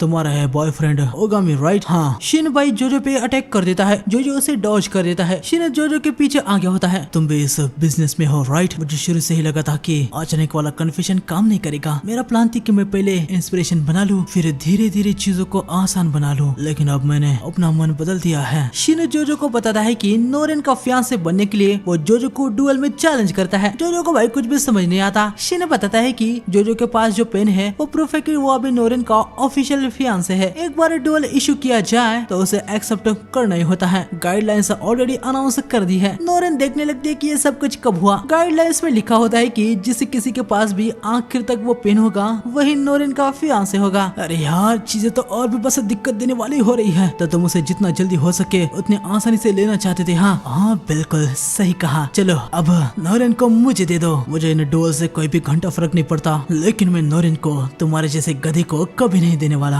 आगे हम इन सबको क्लासरूम क्लासरूम में दिखाया जाता है, जहाँ ताकादा ने भी वो गाइडलाइंस के बारे में पढ़ लिया होता है और अभी वो यहाँ पर जोजो के मजे ले रहे होते हैं कि अब वो क्या करेगा। ओए ये कोई हंसने वाला मैटर नहीं है। नोरेन तुम ठीक हो ना? नहीं मैं ठीक नहीं हूँ। लोग मेरे लिए ऐसे फाइट करे, ये सुन के मुझे गुस्सा आ रहा है और ओगामी भी इन सब में खींच गया। ओगामी को मैंने ही कहा था कि वो मेरा फेक बॉयफ्रेंड बने, हम एक्चुअली में कोई डेट नहीं कर रहे हैं। ओगामी अरे मास्टर चिंता मत कीजिए, अब मैं इसमें घुस गया हूँ तो चाहे कुछ भी हो जाए मैं हारूंगा नहीं। आगे हम देखते हैं कि इन दोनों के बीच में डुएल होने वाला होता है। सारा स्कूल ये देखने के लिए आया था। शिन जोजो को बताता है कि मैच 1 घंटे के लिए होगा। शिन का ऑब्जेक्टिव है कि वो इस पैसिफायर को जोजो के मुंह में डालेगा। 1 घंटे में अगर जोजो इससे एस्केप करता है तो वो जीत जाएगा। सबके सब भाई सुनने के बाद हैरानी हो जाते हैं। डुएल स्टार्ट हो जाता है। शिन आके जोजो के मुंह में पैसिफायर डालने लगता है, लेकिन जोजो उसे डॉज कर रहा होता है। जोजो स्कूल में भागने लगता है, यकीनन शिन भी उसके पीछे भागने के लिए आ जाता है और वो जोजो के मुंह में पैसिफायर डालने की कोशिश कर रहा होता है। जोजो उसे डॉज कर देता है, लेकिन हम देखते हैं कि शिन यहाँ पर पैसिफायर को डालते हुए भाई दीवार को ही तोड़ देता है। इसके बाद ये एक आर्ट रूम में आते हैं, जहाँ सभी शांति से काम करते हैं। दोनों चुपचाप से यहाँ से निकलते हैं और उसे आर्ट रूम के स्टोर रूम में आ जाते हैं। शिन पैसिफायर को मुंह में डालने की बहुत कोशिश करता है, लेकिन जोजो हर बार उसे डॉज कर देता है। भागते हुए जोजो यहाँ पर कुछ लकड़ियों में गिर जाता है। जोजो को नीचे यहाँ पर कुछ चीजें दिखती है। शिन यहाँ पर जोजो से कहता है कि नोरेन के लिए उसकी फीलिंग्स शिन से ज्यादा है क्या? जोजो मन में कहता है कि ऐसा कुछ भी नहीं है, वो नोरेन को बस अपनी बेटी की तरह देखता है, इसलिए वो उसकी हेल्प कर रहा है। आगे हम देखते हैं कि अब बस 1 मिनट बच गया होता है। जोजो यहाँ पर आ चुका था। शिन अपने पैसिफायर को फेंकता है, जोजो उसे डॉज कर देता है, लेकिन तभी शिन एक धागे को खींचता है और हम देखते हैं कि जोजो पे एक साथ ही बहुत सारे पैसिफायर से अटैक हो जाता है। जोजो जंप लगाता है, लेकिन शिन ने ऑलरेडी इसके लिए भी प्लान बना के रखा होता है। वो जोजो के हाथों को यहाँ पर बांध देता है। जंप के बाद जोजो नीचे पड़े हुए एक रैक में लैंड होने वाला होता है, जिसके दूसरी तरफ भी एक पैसिफायर लगा होता है। जोजो उस पे लैंड हो जाता है। सबको लगा कि अब पैसिफायर जोजो के मुंह में चला जाएगा, लेकिन ऐसा कुछ भी नहीं होता। शिन भाई बहुत ही ज्यादा हैरान हो जाता है। जंप करने से पहले जोजो ने रस्सी लगा के कार्विंग नाइफ्स को फेंक दिया होता है, जिससे पैसिफायर बीच में रुक जाता है। टाइम यहाँ पर खत्म हो जाता है और जोजो इस डुएल में जीत जाता है। यकीन नहीं हो रहा है, मेरा प्यार हार गया। माफ करना, मैं नहीं जानता कि मेरी फीलिंग्स तुमसे स्ट्रॉन्गर है या नहीं, लेकिन नोरेन के लिए मेरी जो फीलिंग्स है वो तुमसे अलग है। जोजो को भी बस अभी रियलाइज हुआ है कि वो नोरेन को अपनी बेटी काजुए की तरह देखता है। काजुए के लिए वो ऐसा कुछ बहुत कर नहीं पाया था, इसलिए शायद से वो बस खुद को सेटिस्फाई करने के लिए ये सब कर दिया। साथ ही में वो ऐसा नहीं चाहता है कि भाई नोरेन दुखी रहे। खैर, इसके बाद हमें अगले दिन होम इकोनॉमिक्स में दिखाया जाता है, जहाँ पर हम देखते हैं कि शिन भाई अब होम इकोनॉमिक्स को ज्वाइन कर दिया होता है। इसके बाद हमें एक यूनिकॉर्न ग्रुप के बंदी को दिखाया जाता है, जो कि बहुत ज्यादा लंबा और ताकतवर होता है। आगे हमें क्लासरूम में दिखाया जाता है, जहाँ पर टीचर सभी स्टूडेंट को बताते हैं कि नेक्स्ट वीक से उनके मिड टर्म एग्जाम है। यह सुनने के बाद सारे के सारे स्टूडेंट भाई यहाँ पर डीमोटिवेट हो जाते हैं। स्कूल खत्म होने के बाद ये सभी यहाँ पर टेंशन में आ गए होते हैं। यकीनन एग्जाम से तो भाई हर कोई नर्वस ही रहता है और स्कूल स्टार्ट होने के बाद ये इन सभी का पहला ही टेस्ट है। हालांकि जोजो भाई एग्जाम के लिए भयंकर एक्साइटेड होता है। वो कहता है कि वो तो इस एग्जाम को चीर देगा। ओए अरे होगा, मैं इतना एक्साइटेड कौन होता है यार? तुम तो एक असासिन जैसे लग रहे हो जो अपने काम के लिए परफेक्ट होते हैं। अरे ऐसा कुछ नहीं है, मेरा भी मिड टर्म एग्जाम देना ये पहली बारी है। मास्टर मुझे बताओ कि मुझे क्या करना चाहिए? हम सब के लिए ये पहली बारी है, मुझे यकीन है कि तुम आसानी से कर लोगे। हमें अगले दिन दिखाया जाता है, जहाँ पर नोरिन आज बहुत ही ज्यादा खुश होती है। एग्जाम आ गए हैं तो सारे स्टूडेंट एग्जाम की स्टडी में बिजी है, तो कोई भी उसे आके परेशान नहीं कर रहा है। इस वजह से वो बहुत ही ज्यादा खुश थी। नोरिन कहती है कि ये टेस्ट तो हमेशा ऐसे ही चलती रहनी चाहिए। टाकादा कहती है कि ये कुछ ज्यादा ही हो जाएगा। खैर चलते चलते टाकादा यहाँ पर जोजो से टकरा जाती है और यहाँ पर जोजो की हालत भाई भयंकर खराब होकर रखी होती है। हमें पता चलता है कि जोजो भाई दिन रात भर बस पढ़ाई कर रहा है। आगे रो भी जोजो से कहता है कि उसे आराम करना चाहिए, उसे नींद की बहुत ही जरूरत है। मैं जानता हूँ, लेकिन मैं इस फीलिंग को कैसे एक्सप्रेस करूँ? जैसे कि एक बॉक्सर कैसे अपनी मैच के लिए पूरी तैयारी करता है। चाहिए इससे रिलैक्स मिलेगा। हाँ बिल्कुल भी नहीं। आगे हमें शाम को दिखाया जाता है, जहाँ पर जोजो अभी भी स्टडी कर रहा होता है। कोटेसु भी उसे कहता है कि वो कुछ ज्यादा ही कर रहा है। थोड़ा सा रिलैक्स होने के लिए कोटेसु जोजो को मामा के बार में डिनर करने के लिए कहता है। रात को हमें रामेन शॉप में दिखाया जाता है। नोरन अब तुम जा सकती हो।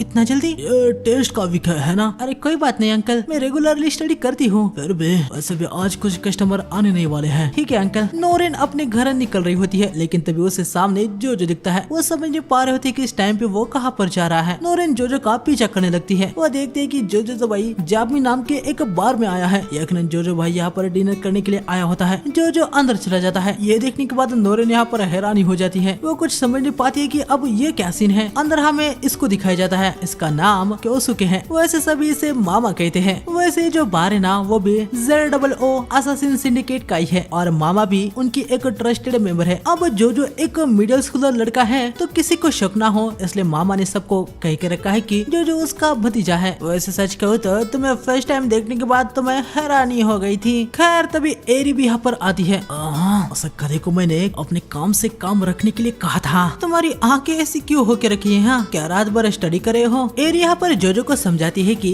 इस बॉडी में बदलने से पहले जो हमेशा अपने काम पर ही फोकस करता रहता था, उसके लिए मिशन ही सब कुछ रहता था। पहले भी जब वो यहाँ पर ड्रिंकिंग करने के लिए आता था उसका एक पार्ट हमेशा ही टाइट रहता था, लेकिन स्टडी करने के लिए जोजो को ऐसा माइंड सेट रखने की कोई भी जरूरत नहीं है। अब वो मिडिल स्कूलर है तो कभी कभी मिस्टेक करना इसमें कोई भी बुराई नहीं है। उसे मिले हुए इस समय का उसे एडवांटेज लेना चाहिए और सिर्फ स्टडी पे फोकस ना करके और भी लाइफ को एंजॉय करना चाहिए। जब से तुमने मिडिल स्कूलर की लाइफ स्टार्ट की है तब से तुम बहुत ही अलग हो चुके हो, इसलिए बस एक ही चीज पे फोकस मत करो। जो भाई यहाँ पर बात को समझ पाता है। थोड़ी देर बाद ये दोनों निकल रहे होते हैं। नोरेन भाई अभी भी जो पे नजर रखी हुई थी, उसके साथ ऐसे एक ब्यूटीफुल वुमन जाते हुए देखने के बाद वो हैरानी हो चुकी थी। वो मन में कह रही होती है कि आखिर ओगामी है कौन। आगे हमें देखने को मिलता है कि ओगामी ने एग्जाम में ऐसे बहुत टॉप नहीं किया होता, कुछ मिस्टेक्स करके वो एवरेज मार्क्स लाया होता है। अगले दिन स्कूल में भाई नोरेन यहाँ पर जोजो को घूरे जा रही होती है। वो मन में कहती है कि उसे जोजो कुछ अलग ही लगता है, वो किसी का पापा या अंकल लगता है, मानो कि वो किसी अलग ही एज ग्रुप से हो। आगे हमें होम इकोनॉमिक्स में दिखाया जाता है जहाँ पर चिसातो इनको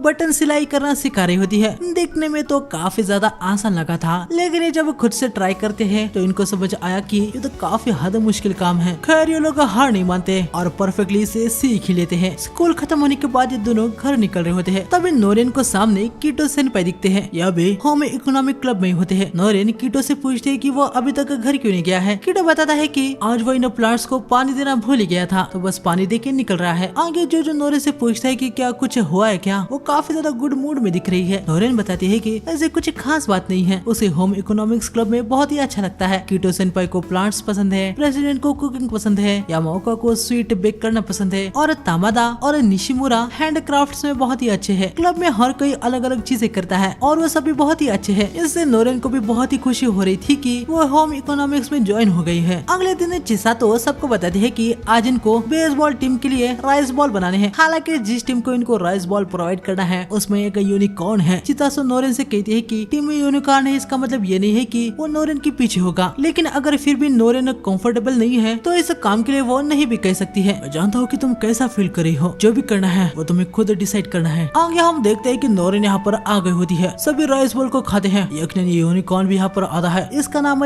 टेनमा टेनको है। एक राइस बॉल खाने के बाद वो सीधा यहाँ पर नोरेन के पास आ जाता है। चलो अब देखा जाए कि रूमर सही है या नहीं। चलो डुअल करते हैं। अगर मैं जीतता हूँ तो इसका बॉयफ्रेंड बनूंगा, राइट? तो रूमर्स सही थे। बकवास मत करो, हम तो एक दूसरे को जानते भी नहीं है और तुम मेरे बॉयफ्रेंड, ऐसा तो कभी नहीं होगा। माफ करना, लेकिन सच कहो तो मुझे तुम्हें कोई भी इंटरेस्ट नहीं है। मैं तुम्हें इसलिए चैलेंज नहीं कर रहा हूँ कि मुझे उसके साथ डेट करनी है। मैं बस तुम्हें क्रश करना चाहता हूँ क्योंकि तुम मेरे रास्ते में आ रहे हो। मुझे लगता है कि स्पोर्ट्स की दुनिया में लोगों को सबसे ज्यादा यही इंस्पायर करता है, इसलिए लोग मुझे देखते हैं। नहीं, सभी को बस मुझे ही देखना होगा क्योंकि ह्यूमन हिस्ट्री में सबसे पहला ट्रू ट्रिपल थ्रेड स्पोर्ट्समैन मैं ही हूँगा। जो कुछ समझ नहीं पा रहा होता है कि टेनमा क्या कहना चाहता है। कोटेसु उसे बताता है कि टेनमा ट्रिपल थ्रेड स्पोर्ट्समैनशिप की बात कर रहा है। टेनमा senior league baseball, US striker और मिडिल स्कूल बास्केटबॉल, इन तीनों स्पोर्ट्स में चैंपियन है। टेनमा बताता है कि वो MLB यानी मेजर लीग बेसबॉल, NBA यानी नेशनल बास्केटबॉल एसोसिएशन और प्रीमियर लीग, इन तीनों में ही बेस्ट प्लेयर बनने वाला है। ये सुनने के बाद सभी के सभी हैरानी हो जाते हैं। अभी मैं समझा, तुम एक स्पोर्ट्स के कीड़े हो, हाँ, जिसे स्पॉटलाइट पसंद है और किसी और को अटेंशन मिले ये तुमसे देखा नहीं जाता।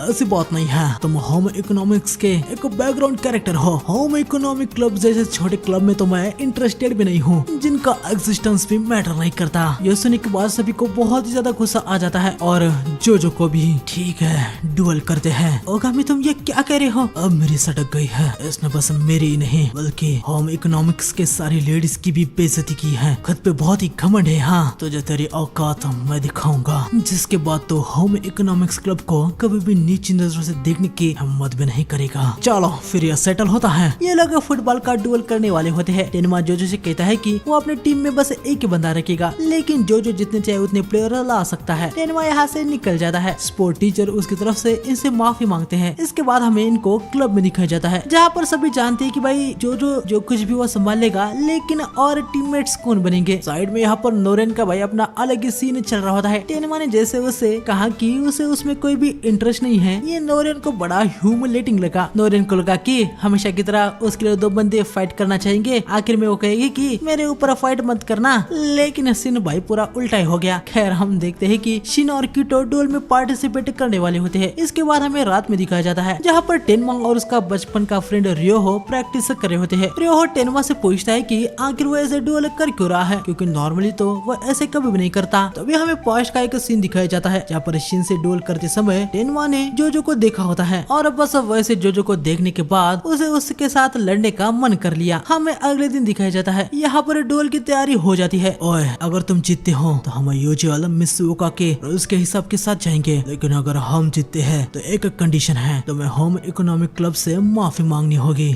ठीक है, लेकिन ऐसा कुछ होने नहीं वाला है, क्योंकि जीतूंगा तो मैं ही। इनका मैच यहाँ पर स्टार्ट हो जाता है। कीटो बॉल को जोजो की तरफ थ्रो करता है, लेकिन हम देखते कि टेनमा ऑपोजिट साइड में होने के बावजूद यहाँ पर तेजी से जोजो के पास आ जाता है और बॉल को लेके गोल की तरफ किक मारता है। लेकिन हम देखते कि बॉल गोल के स्टैंड पर हिट हो जाती है, जिससे वो नीचे गिर जाता है। सभी की सभी ये देखने के बाद हैरानी हो जाती है। खैर बॉल अब यहाँ पर जोजो के पास आ जाती है, वो उसे किक मारता है। टेनमा को लगा कि वो इसे आसानी से रोक देगा, लेकिन जैसे वो बॉल को रोकने लगता है वो उसे संभल नहीं पाता और बॉल आउट ऑफ बाउंड से चली जाती है। सबके सब ये देखने के बाद बहुत ही हैरान हो जाते हैं। अब यार ये क्या हुआ, टेनमा उसे रोक नहीं पाया। उस बंदे की किकिंग की पावर टोटली प्रो लेवल की है। नॉट बैड है, चीजों को किक करने में मैं बहुत ही अच्छा हूँ। डिस्टेंस पे किक करने के गेम में मैं आज तक कभी भी नहीं हारा। हमें थोड़ी देर बाद दिखाया जाता है, जहाँ पर किकिंग करना अब ये जोजो की टीम पे होता है। हालांकि तभी हम देखते हैं कि शिन का पैसिफायर पता नहीं कहाँ पर चला गया होता है। ओए तेरा पैसिफायर कहाँ पर गया, पता नहीं, दिख नहीं रहा। एक मिनट, क्या वो शॉट ब्लॉक करते समय वो कहीं गिर गया? अरे यार, बिना पैसिफायर के ये बंदा किसी भी काम का नहीं है। जैसा तो शिन से पूछते हैं कि क्या उसके पास एक और है। कीटो कहता है कि शिन ने उसे बताया है कि क्लासरूम में उसके बैग में एक और है। ये तीनों पैसिफायर लाने के लिए निकल पड़ती है। जो भाई यहाँ पर शिन को गोलकीपर बना देता है। यहाँ इन तीनों को पैसिफायर मिल चुका होता है। सभी वापस गेम की तरफ निकल पड़ती है। यामायाका इन दोनों को बताती है कि एक दिन उसने ऐसे ही शिन को पूछा था कि वो इस पैसिफायर को क्यों लगाता है। शिन ने तब उसे बताया था कि पैसिफायर उसे शांत करता है। उसकी मॉम, जो कि अब उसके पास नहीं है, उसने उसे ये बचपन में दिया था और उसकी मॉम के रिलेटेड बस यही एक मेमोरी शिन के पास है। ये जानने के बाद ये सभी समझ जाते हैं कि शायद से शिन का पास्ट अच्छा नहीं रहा होगा। खैर ये सब यहाँ पर आ जाते हैं और देखते कि भाई शिन की तो यहाँ पर बैंड बच के रखी है। वो अपने आप को चोट पहुंचा के गोल को रोक रहा होता है। बॉल यहाँ पर टेनमा के पास आ चुकी थी। यामाओका यहाँ पर नोरेन से कहती है कि वो इसे शिन की तरफ फेंके, क्योंकि वो एथलीट में बेस्ट है। नोरेन पैसिफायर को शिन की तरफ फेंकती है। टेनमा बॉल को किक मारता है, लेकिन शिन इस बार उसे रोक देता है। सबके सब ये देखने के बाद बहुत ही ज्यादा हैरान हो जाते हैं। आगे जोजो टेनमा को चकमा देके बॉल को आगे ले जाने लगता है। टेनमा ये देखने के बाद हैरानी हो जाता है। खेल तो ये बेसिक रहा है, लेकिन इसका मूवमेंट काफी तेज है। टेनमा बॉल को लेता है। कीटो उसके सामने आता है, लेकिन टेनमा उसे चकमा दे के आगे निकलता है। लेकिन जोजो काफी तेजी से यहाँ पर आ जाता है। ये देखने के बाद टेनमा यहाँ पर बहुत ही ज्यादा हैरान हो जाता है। जोजो बॉल को आउट ऑफ बाउंस कर देता है। क्या बात है ओगामी, समय के साथ तुम तो और भी ज्यादा बेहतर हो रहे हो। हाँ यकीनन, क्योंकि मुझे टेनमा को हराना है, लेकिन बहुत समय के बाद स्पोर्ट्स खेलने की वजह से मुझे मजा भी बहुत ही आ रहा है। हमें थोड़ा सा पास्ट का सीन दिखाया जाता है, जहाँ पर रियोहो टेनमा से पूछता है कि क्या टेनमा जोजो को अपना एक राइवल की तरह देख रहा है। एथलीट फिजिक्स के साथ ही तुम जन्म लिए, आज तक तुम्हें कोई भी हरा नहीं पाया। जो भी स्पोर्ट्स तुमने खेला सब में सुपीरियर हो, लेकिन ऐसे टॉप में होने की वजह से तुम अपने आप को अकेले महसूस करते हो, है ना? इसलिए मुझे लगा कि तुम उसे एक राइवल की तरह देख रहे हो, जैसे कि तुम किसी के साथ इक्वली फाइट करना चाहते हो। नहीं, ऐसा तो बिल्कुल भी नहीं है। मुझे तो लोगों को डिस्ट्रॉय करने में मजा आता है। अगर मैं 100-0 रेशो से भी जीत सकता हूँ तो मैं ऐसा करूंगा। क्या यार, मैं तो पूरा गलत था। मैं तीनों स्पोर्ट्स खेलता हूँ क्योंकि वो तीनों मुझे पसंद है। और टॉप पे अकेले रहना, जो तुमने कहा एक्चुअली में वो वैसा ही है। मैं टॉप पे अकेले रहना चाहता हूँ। हर स्पोर्ट्स का कोई अपना लेजेंड है और लोग हमेशा उन्हें कंपेयर करते रहते हैं, राइट? जिससे मुझे गुस्सा आता है। लेकिन अगर तीनों स्पोर्ट्स का एक ही टॉप हो तो यकीनन ये एक यूनिक चीज होगी और मैं वही बनने वाला हूँ। ये बहुत ही ज्यादा आगे जा चुका है। मैं अगर इसका बचपन का फ्रेंड नहीं होता तो इसके साथ कभी भी नहीं रहता। हाँ, लेकिन अकेले रहने में मैं थोड़ा सा फ्रस्ट्रेट जरूर हो गया हूँ। प्रेजेंट में हम देखते कि टेनमा अब सीरियस हो गया होता है। टेनमा सामने से बॉल लेके आ रहा होता है। कीटो उसे रोकने के लिए आता है, लेकिन टेनमा उसे पछाड़ देता है। इसके बाद टेनमा शिन को चकमा देके जोजो को भी चकमा देके गोल कर लेता है। खैर फर्स्ट हाफ यहीं पर खत्म हो जाता है। टेनमा के गोल से भाई सारी की सारी ऑडियंस फायर अप हो गई होती है। यहाँ पर जोजो सबसे कहता है कि अगले हाफ में वो अकेले खेलना चाहता है। ये सुनने के बाद सभी हैरानी हो जाते हैं। कीटो जोजो से पूछता है कि क्या उसके पास कोई प्लान है, लेकिन जोजो कहता है कि नहीं, सबसे पहले फाइट को मैंने पिक किया है तो मैं ही इसे खत्म करना चाहता हूँ। खैर प्लीज मुझे इसे अकेले करने दो। सभी इसके लिए एग्री हो जाते हैं। कीटो और शिन गोलकीपिंग कर रहे होते हैं। जोजो अकेला आगे आ जाता है। जोजो ऐसे अकेला आया है ये देखने के बाद टेनमा मन में कह रहा होता है कि तुमको क्या लगता है कि क्या तुम मुझे अकेले हरा दोगे। टेनमा बड़ा कॉन्फिडेंट होके अगला पॉइंट करने के लिए जा रहा होता है, लेकिन अभी जोजो उससे आगे जाने ही नहीं दे रहा होता। ये देखने के बाद टेनमा बहुत ही हैरान हो जाता है, आखिर ये क्या चल रहा है। पहले उसके पास एथलीट जैसी एबिलिटी है, लेकिन वो टेनमा के साथ अभी भी कीप अप कैसे कर पा रहा है। जोजो भाई यहाँ पर बहुत ही ज्यादा एक्साइटेड था। हमें पता चलता है कि जब जोजो किड था तब से उसे हारने से नफरत थी, चाहे कितना भी स्टूपिड कॉन्टेस्ट क्यों ना होता था, लेकिन जोजो उसे सीरियसली लेता था। लेकिन बड़ा होने के बाद वो किसी भी चीज से फायर अप यानी एक्साइटेड नहीं हो पाता था। मानो एक्साइटमेंट उसकी जिंदगी से चली गई। बस अपने काम में परफेक्ट होना यही वो करने लगा। पूरी जान लगा के ऐसे हेड टू हेड खेलना, इसमें तो मुझे बहुत ही ज्यादा मजा आ रहा है। एक और से बात मैं इस फीलिंग को फील कर पा रहा हूँ, इसके लिए तुम्हारा शुक्रिया। तुम क्या कोई ओल्ड मैन हो? हाँ वैसे मैं एग्री करता हूँ, मजा तो मुझे भी आ रहा है। मैच तो ऐसी होनी चाहिए और इसका एंड ऐसा होगा। टेनमा बॉल को लेके आगे जाने की कोशिश करता है, लेकिन जोजो उसके सामने आके उसको बराबर की टक्कर देने लगता है। अभी 1 मिनट पहले वो मुश्किल से ही कीप अप कर पा रहा था। फिजिकल एबिलिटी में टेनमा हारे? नहीं ऐसा हो ही नहीं सकता। क्या वो टेनमा के मूव्स को प्रिडिक्ट करा है? नहीं, बात कुछ और ही है। वो उसके रिदम की फील ले रहा है। चाहे ऑफिशियल स्पोर्ट्स या फिर अंडरग्राउंड डेथ फाइट क्यों ना हो, वन ऑन वन के फंडामेंटल सेम ही होते हैं। बॉल यहाँ पर ऊपर आगे होती है, दोनों बॉल को किक मारते हैं। अब तो मैं जीत ही जाऊंगा। जैसे अभी भी मैं होल्ड बैक करा हूँ, लेकिन तेरे लिए इतना काफी है। जो अपने फुल पावर के बिना भी टेनमा को ओवर पावर करके गोल कर देता है। सबके सब यकीनन ये देखने के बाद हद से ज्यादा हैरान हो जाते हैं और ये सब यहाँ पर बहुत ही ज्यादा खुश हो गए होते हैं। या टेनमा अपने पैर में देख रहा होता है। रियो आके उसे कहता है कि आखिर वो ये क्या करा है, वो क्लैश में कैसे हार गया। खैर बॉल किक करने का पॉइंट टेनमा की तरफ होता है, लेकिन वो कहता है कि वो हार मानता है। उसके बाद से मैं और आगे नहीं खेल पाऊंगा, मैं पीछे हट रहा हूँ। सारे के सारे स्टूडेंट ये सुन के शॉक में चले जाते हैं। अभी क्यों अब? लेकिन क्यों? उसके बाद भी तुम ये पूछ रहे हो? मेरे लिए भी ये शौक है। तुम्हारे साथ क्लैश करने के बाद मुझे चोट लग गई है। ऐसे हालत में मैं इस गेम को कंटिन्यू करता हूँ तो ये मेरे फ्यूचर स्पोर्ट्स के लिए ठीक नहीं होगा। अनाउंसमेंट हो जाती है कि होम इकोनॉमिक्स इस गेम को जीत गए हैं। आगे सब यहाँ पर टेनमा को बू करने लगते हैं।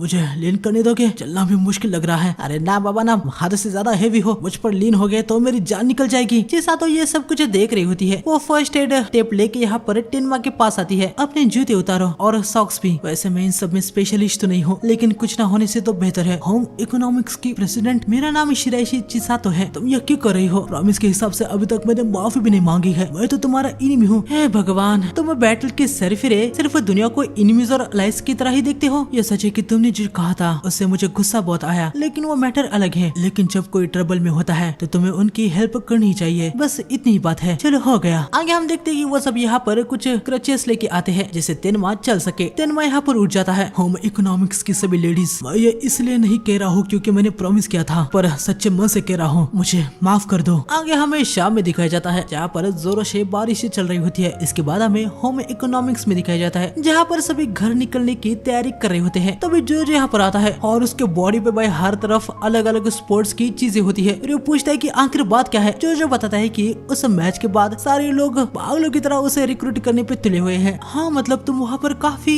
अमेजिंग थे, कुछ ज्यादा ही अमेजिंग। अरे नहीं ऐसी बात नहीं है, वो बस गलती से फ्लो में हो गया। तुझे इतना मारूंगा ना फ्लो में गलती से।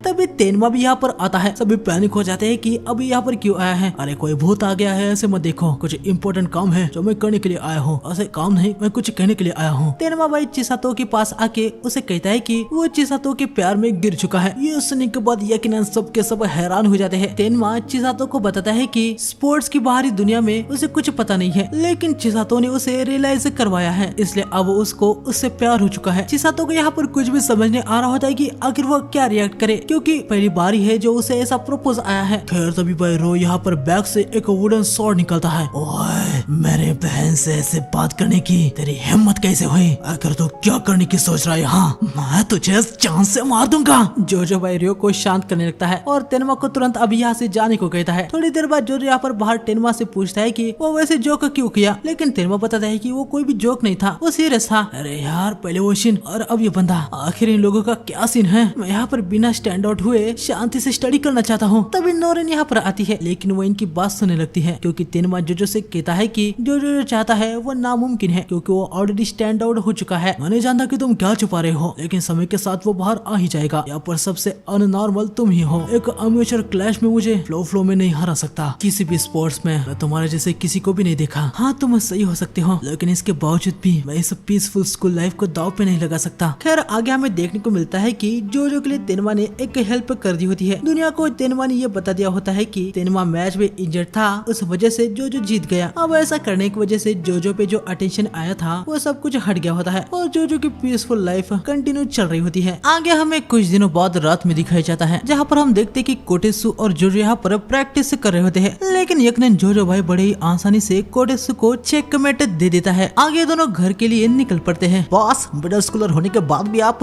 कमाल के ही है। हाँ, वैसे यंगर बॉडी उतनी कुछ स्ट्रॉन्ग नहीं है, लेकिन मेरे पास मेरा नॉलेज और एक्सपीरियंस है, उससे शायद मैं फील्ड में पहले से भी बेहतर बन सकता हूँ। हाँ, यकीनन आप आपके मिडिल स्कूल में भी स्ट्रॉन्गर ही रहे होंगे, लेकिन सर अपने आप पर काबू रखना। मुझे पूरा यकीन है कि टेनमा और होम इकोनॉमिक्स के स्टूडेंट अभी भी सस्पिशियस होंगे।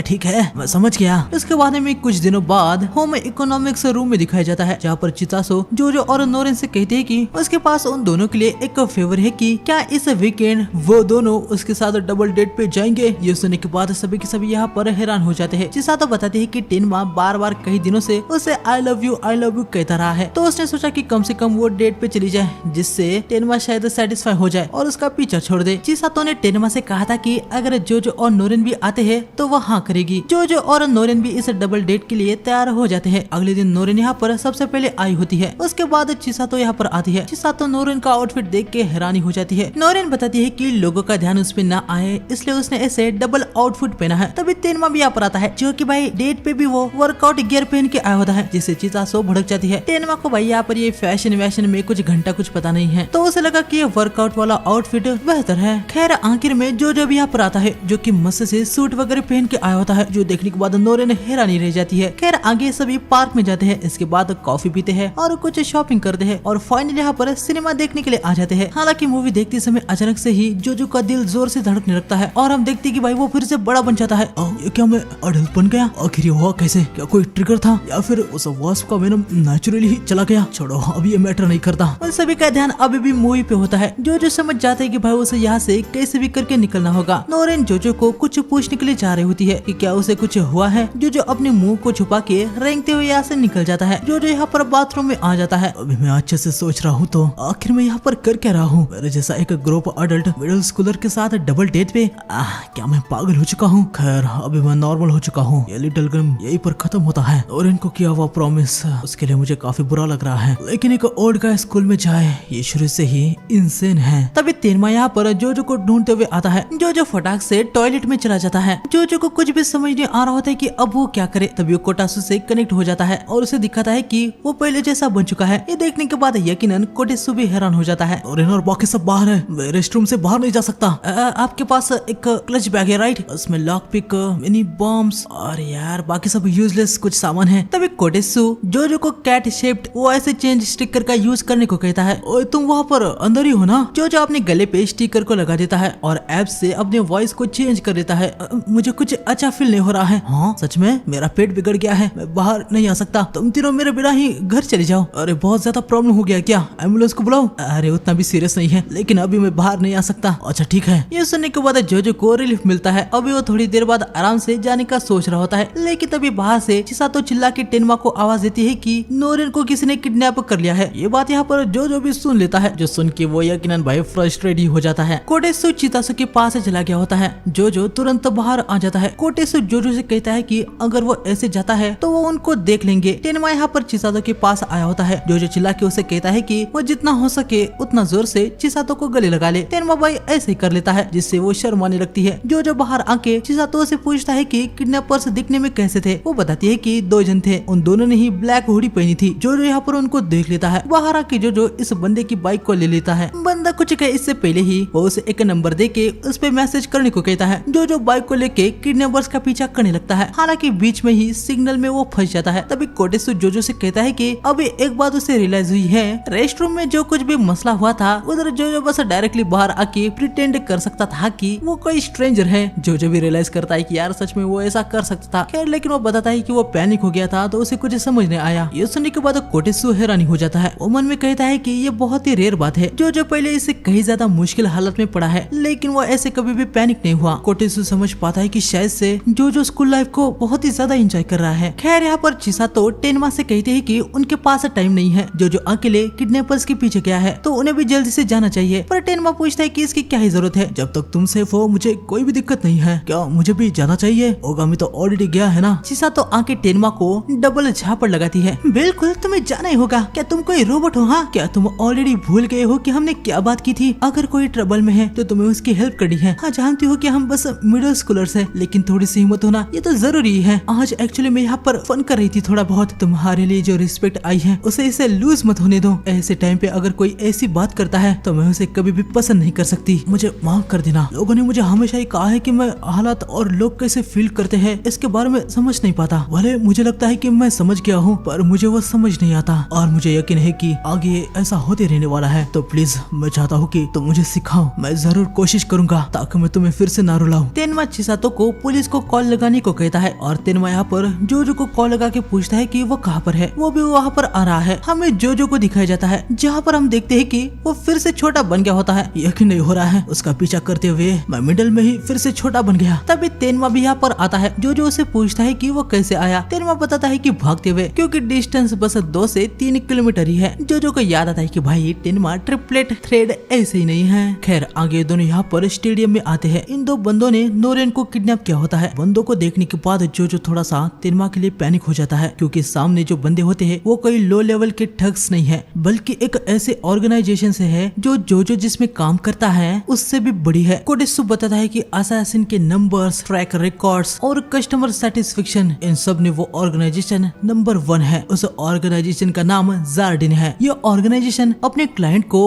उनकी मेंबरशिप फी के अकॉर्डिंग रैंक करते हैं। जितना हाई रैंक होगा उतने टफ असासिन वो भेजते हैं। और ये जो बंदे हैं वो टॉप टियर ब्लैक रैंक के हैं, जिन पे सिर्फ वीआईपी ज्वाइन होने के लिए अलो है। ये है काजुमा रिंडो एज 15 और ये है इजी रिंडो एज 13। ये दोनों ब्लैक रैंक के असासिन है। जोजो के साइड में एक मोबाइल होता है जिसपे कॉल आता है, जो कि काजुमी नहीं किया होता है। तुमसे मिलकर अच्छा लगा ओगामी कुन और टेनमा कुन, तुमसे भी। तुम्हें क्या चाहिए? यकीनन मिसो का डुअल और फियांसी की पोजीशन। वैसे किसी और दिन मैं तुम्हें फॉर्मली चैलेंज करूंगा। आज मेरा गोल नोरेन का दिल है। मेरी स्पेशलिटी हिप्नोसिस है। मैं उसका यूज करके नोरेन को अपने भाई के प्यार में गिरा दूंगा। मैं किसी को भी तुरंत से और पावरफुली हिप्नोटाइज कर सकता हूँ। अगर मैं डुअल को जीतता हूँ तो फियांसी की पोजीशन ले सकता हूँ, लेकिन बस उतना करना मेरे लिए मजेदार नहीं है। नोरेन मेरे छोटे भाई की ब्राइड बनेगी, लेकिन तुम्हारा भाई तो बस वो ऐसे ही कर रहा है। हमारा भाई ज्यादा बात ही नहीं करता। मेरा मतलब बात कम करने से नहीं है, मैं पूछ रहा हूँ कि क्या वो जिंदा भी है? मेरा भाई हिल पाता है तो वो जिंदा है। हाँ मैं डिना नहीं करूंगा कि उसमें कुछ उसे ठीक नहीं है, लेकिन चिंता करने की कोई भी बात नहीं है। मैं उसे सपोर्ट करूंगा। तो अभी काजुमा यहाँ पर एक चाल चलने लगता है। वो टेनमा से कहता है कि अगर वो ओगामी को यहाँ पर छोड़ के वापस चला जाता है तो अपने हिप्नोसिस का यूज करके वो चिसातो को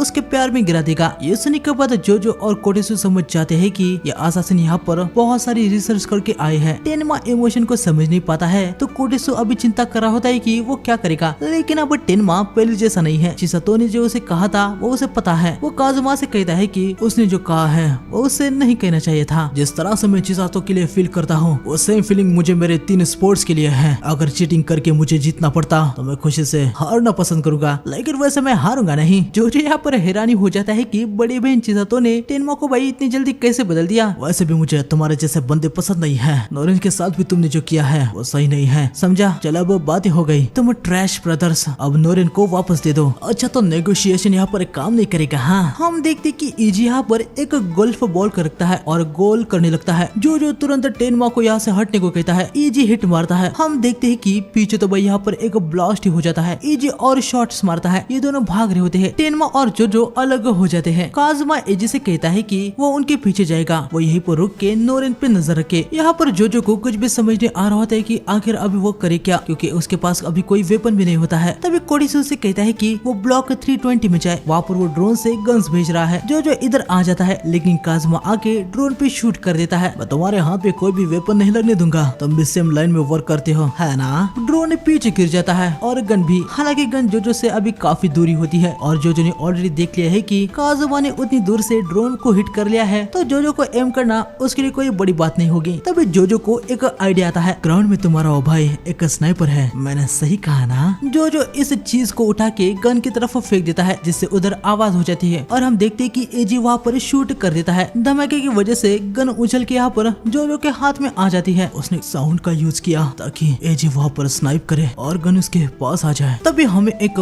पास्ट का सीन दिखाया जाता है, जहाँ पर हम देखते कि काजुमा जोजो ओगामी के बारे में इंफॉर्मेशन देख रहा होता है। उसे देखने को मिलता है कि जोजो ओगामी ZOO का मेंबर है। इंडस्ट्री में ये ऑर्गेनाइजेशन तीसरे नंबर पर रैंक करती है। इस बिजनेस में जोजो नंबर 1 हिटमैन था। हालांकि अचानक से ही वो गायब हो गया। जोजो का मिशन सक्सेस रेट 100% है, लेकिन वो वुमेन, चाइल्ड और सिविलियंस को टारगेट करने वाले किसी भी जॉब को रिफ्यूज करता था। Marksmanship, hand to hand combat, knife fighting सब में जोजो फर्स्ट रेट का है। लेफ्ट हैंड से भी जब वो फायर करता है तो एक स्नाइपर के राइफल के प्रिसीजन जितना एक्यूरेट होता है, इसलिए जोजो को द डेविल्स लेफ्ट हैंड का नाम भी मिला हुआ है। प्रेजेंट में हम देखते हैं कि जोजो काजुमा पे शूट कर देता है। काजुमा को एक बुलेट हिट हो गई होती है, हालांकि शायद से बस उसके कपड़े पे ही बुलेट लगी थी। काजुमा यहाँ पर समझ जाता है कि वो डायरेक्टली जोजो को शूट नहीं कर सकता। काजुमा अपने जेब के अंदर रखे हुए लाइटर को ऑन ऑफ करता है। हम देखते हैं कि यहाँ पर बहुत सारे सिविलियंस होते हैं। यहाँ पर जोजो को एक मेग भी मिल गया होता है। तभी जोजो के पीछे एक सिक्योरिटी गार्ड आ जाता है। गार्ड जोजो से पूछता है कि वो ठीक तो है ना। ऐसे अचानक से सिक्योरिटी गार्ड आ गया होता है तो जोजो थोड़ा सा पैनिक हो गया था, क्योंकि अभी वो एक मिडिल स्कूलर है और उसके हाथ में एक गन भी जो है। जोजो भाई पहले गन को छुपाता है। गार्ड जोजो से कहता है कि आज ये प्लेस बंद है और पता नहीं यहाँ पर अचानक से ही ब्लास्ट हो रहे हैं, तो इसलिए वो जोजो को यहाँ से तुरंत जाने को कहता है। जोजो को काजुमा पे बड़ा ही गुस्सा आ जाता है। उसे लगा था कि जोजो को यहाँ लाने से पहले काजुमा ने इस जगह को खाली कर दिया होगा। तभी पीछे से काजुमा आता है। ओए रुक जाओ, तुम ऐसे सिविलियंस को हर्ट नहीं कर सकते, वो तुम्हारी पॉलिसी है, मेरी नहीं। कोटेसु यहाँ पर परेशान हो जाता है। अगर काजुमा ने गोली चलाई और जोजो ने डॉज कर लिया तो गोली यहाँ पर गार्ड को लग जाती है। काजुमा ने 3 गोली चला दी होती है, लेकिन जोजो उन 3 बुलेट्स पे फायर करके उनको ब्लॉक कर देता है। जो देखने के बाद काजुमा यहाँ पर हद से ज्यादा हैरान हो जाता है। एयर में बुलेट्स को शूट करना ये तो नामुमकिन जैसा है, मैं तो इसके बारे में सोच तक नहीं सकता। बस एक ही इनह्यूमन है जो ऐसा कर सकता है। अभी मैं समझा, ये सब कुछ बढ़िया से फिट बैठता है। नोरेन मिसुओका फार्मासिस्ट। और जब मैंने तुम्हारे बारे में देखा तो पहले मुझे थोड़ा सा अजीब लगा कि तुम्हारा एग्जैक्ट नाम वही है जो कि एक लेजेंडरी हिटमैन का है, लेकिन एज का फर्क बहुत ही ज्यादा था, तो मुझे लगा कि तुम कोई और हो। लेकिन अब मुझे लग रहा है कि तुम खुद जोजो ओगामी द लेजेंडरी हिटमैन हो। अरे बॉस, देखा उसने फिगर आउट कर लिया। इसलिए स्कूल में जाने से पहले मैंने आपको कहा था कि अपना नाम बदलो। अरे मुझे कहाँ पर पता था कि ये मसला यहाँ तक बढ़ जाएगा। बस स्कूल में जाने के बाद वहाँ पर चेकअप करना था, मिशन इतना ही था। हाँ मतलब मिशन था इतना ही। खैर यहाँ पर जोजो काजुमा को बताता है कि वो जोजो ओगामी नहीं है, लेकिन उसका जोजो ओगामी के साथ कनेक्शन है। वो जोजो ओगामी का एक सीक्रेट लव चाइल्ड है। मदर से बोर होने के बाद उनको एक यंग वुमन मिली और वो हमारी जिंदगी से वैनिश हो गए। मैंने रिवेंज लेने की कसम खा ली, इसलिए मैंने सेम नाम और सेम पाथ चूज किया। एक दिन मेरा उनसे सामना होगा तो मैं उनसे पूछने वाला हूँ कि उन्होंने हमारे साथ ऐसा क्यों किया। ओह तो ऐसी बात है। मैं समझ सकता हूँ कि तुम्हारी लाइफ बड़ी मुश्किल रही होगी, है ना। कोटेसु पर भयंकर हैरान हो जाता है कि काजुमा जोजो की स्टोरी को सच मान लिया है। मैं समझता हूँ हमारे जैसे अंडरवर्ल्ड वालों की लाइफ ऐसी ही होती है। तुम अपने फादर को मारना चाहते होंगे।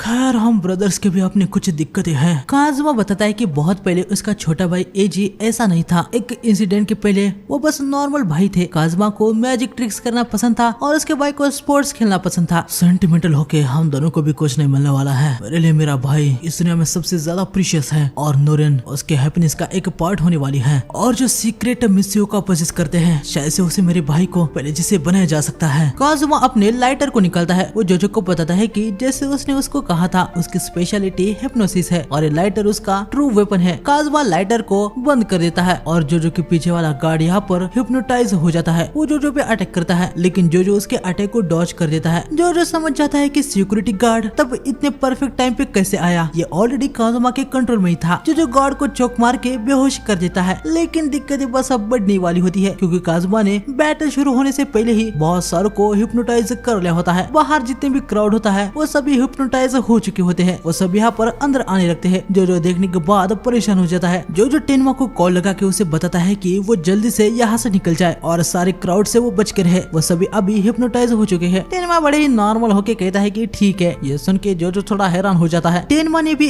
एक्सप्लोसिव गोल्फ को देखने के बाद समझ लिया होता है कि जो यहाँ पर चल रहा है वो नॉर्मल नहीं है। वैसे हम देखते हैं कि टेनवा यहाँ पर फुटबॉल को लेके स्टेडियम की तरफ जा रहा होता है। खैर टेनवा जोजो से कहता है कि अब यहाँ से भागने वाला नहीं है। इतना कह के वो फोन को काट देता है और जोजो यहाँ पर भाई फिर से पैनिक हो जाता है। टेनवा जानता है कि अभी वो जो करने के लिए जा रहा है वो रिस्की है, लेकिन वो उसे एक अपॉर्चुनिटी की तरह भी देख रहा है। ऐसे लाइफ एंड डेथ चैलेंज में जाके अगर टेनवा बाहर आता है तो वो जानता है कि फ्यूचर में उसके सामने चाहे कितनी भी बड़ी मुश्किलें आ जाए तो वो उसके लिए तैयार रहेगा। टेनवा यहाँ पर स्टेडियम में आके फुटबॉल से किक मारता है, जिसे एजी आसानी से अपने गोल्फ स्टिक से रोक देता है। ओए चल कुछ स्पोर्ट्स खेलते हैं। टेनवा यहाँ पर फुटबॉल से रेडी होता है। एजी यहाँ पर अपने गोल्फ से रेडी था, लेकिन तभी एजी रुक जाता है। हम देखते हैं कि नोरिन को कोई भी चोट न पहुंचे, इसलिए एजी पहले उसे साइड में रखता है। इसके बाद दोनों स्ट्राइक करते हैं और यहाँ पर एक ब्लास्ट हो जाता है। तभी टेनवा को थोड़ा सा अजीब आवाज आता है। हम देखते हैं कि इस बार बॉल उसके पीछे आया होता है। टेनवा समझ जाता है कि ये गोल्फ है। एजी ने बैक स्पिन का यूज किया होगा। फिर इसके बाद टेनवा फिर से 2 बॉल से स्ट्राइक करता है, लेकिन एजी उनको डिस्ट्रॉय कर देता है। बस इतना ही नहीं, एजी लगातार टेनवा पे ही अटैक करने लगता है। टेनवा फिर से स्ट्राइक करता है। इस बार एजी उनको अपने हाथों से रोकता है, लेकिन उसे महसूस होता है कि टेनवा के पास भी पावर काफी है, जिससे एजी भाई एक्साइटेड ही हो जाता है। यहाँ पर जो भाई बस भाग गिरा होता है, लेकिन सामने से और भी ज्यादा क्राउड आ जाता है। जो साइड से नीचे जंप लगा देता है, लेकिन बाहर आने के बाद जो के सामने कुछ फायर फाइटर्स आ जाते हैं। उनको देखते ही जो समझ जाता है कि काजुमा ने इनको भी हिप्नोटाइज कर लिया है। लेकिन जो को यहाँ पर एक आइडिया आता है। फायर फाइटर्स जो पे वाटर से अटैक करते हैं, लेकिन जो वाटर पाइप पे शूट करके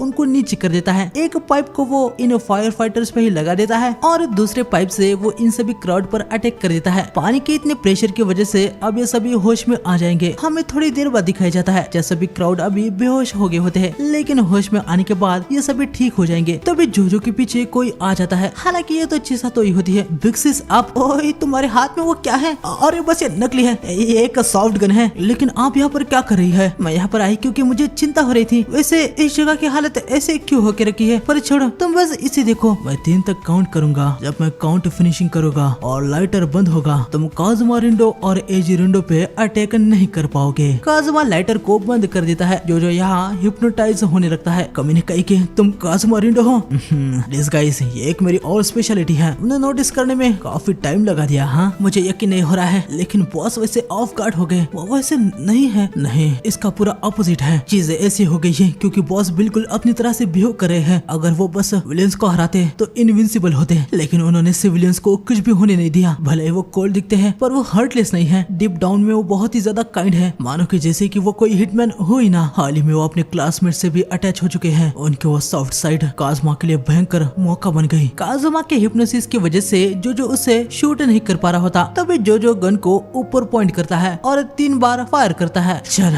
अभी तुम्हें दिखाना पड़ेगा कि हम इतने अलग करियर से हैं। जो वाटर टैंक पे शूट करता है, जिससे काजुमा उधर की तरफ देखने लगता है। लेकिन जैसे काजुमा आगे देखता है, जो सामने से गायब हो गया होता है। काजुमा जानता है कि भले ही जो अभी हिप्नोटाइज है, लेकिन वो उसे ऐसे भी नहीं हरा सकता। काजुमा जो को बाहर लाने के लिए एक प्लान करता है। काजुमा यहाँ पर एक बंदे को हिप्नोटाइज करके उसे खुद को स्टैब करवाने वाला होता है। वो जो से कहता है कि वो बाहर आ जाए, वरना ये बंदा मारा जाएगा। जो के पास कोई भी चारा नहीं होता। वो बाहर आ जाता है। काजुमा जो को अपनी गन फेंकने को कहता है। जो अपनी गन को फेंक देता है। काजुमा जाके गन को डिसेंबल कर देता है और जो से पूछता है कि क्या उसकी कोई आखिरी इच्छा है। जो कहता है कि हाँ। जो काजुमा को बताता है कि वो इसे डिस्गाइज को हटा दे। काजुमा डिस्गाइज को हटा देता है। चलो फिर अब खुशी से मरने के लिए। हाँ, अब थोड़ा अच्छा लगा। भले फेक था, लेकिन विक्सिस को पंच करने में मुझे थोड़ी सी दिक्कत होती। काजुमा कुछ समझ नहीं पाता। तभी जो ने जो ऊपर बुलेट फायर की थी वो नीचे यहाँ पर आती है। काजुमा सोचने लगता है कि क्या जो का कोई साथी आया है या फिर कोई स्नाइपर, लेकिन उसने देखा है कि बुलेट सीधा ऊपर से आई है। तभी काजुमा रियलाइज करता है कि जो ने पहले जो ऊपर बुलेट फायर की थी वो उनमें से एक है। कोटेसु भी ये देखने के बाद यहाँ पर हैरानी हो गया होता है। वो कहता है कि आखिर ऐसा करना ह्यूमनली पॉसिबल भी है। जो उसे बताता है कि ट्रेनिंग करते वक्त भी उसे पता था कि ऐसा करना मुश्किल है। वो भी बस 70% ही हिट रेट से इस तरह से एम कर सकता है। हाँ, फिर भी ये ह्यूमनली पॉसिबल नहीं है बॉस। मैं उस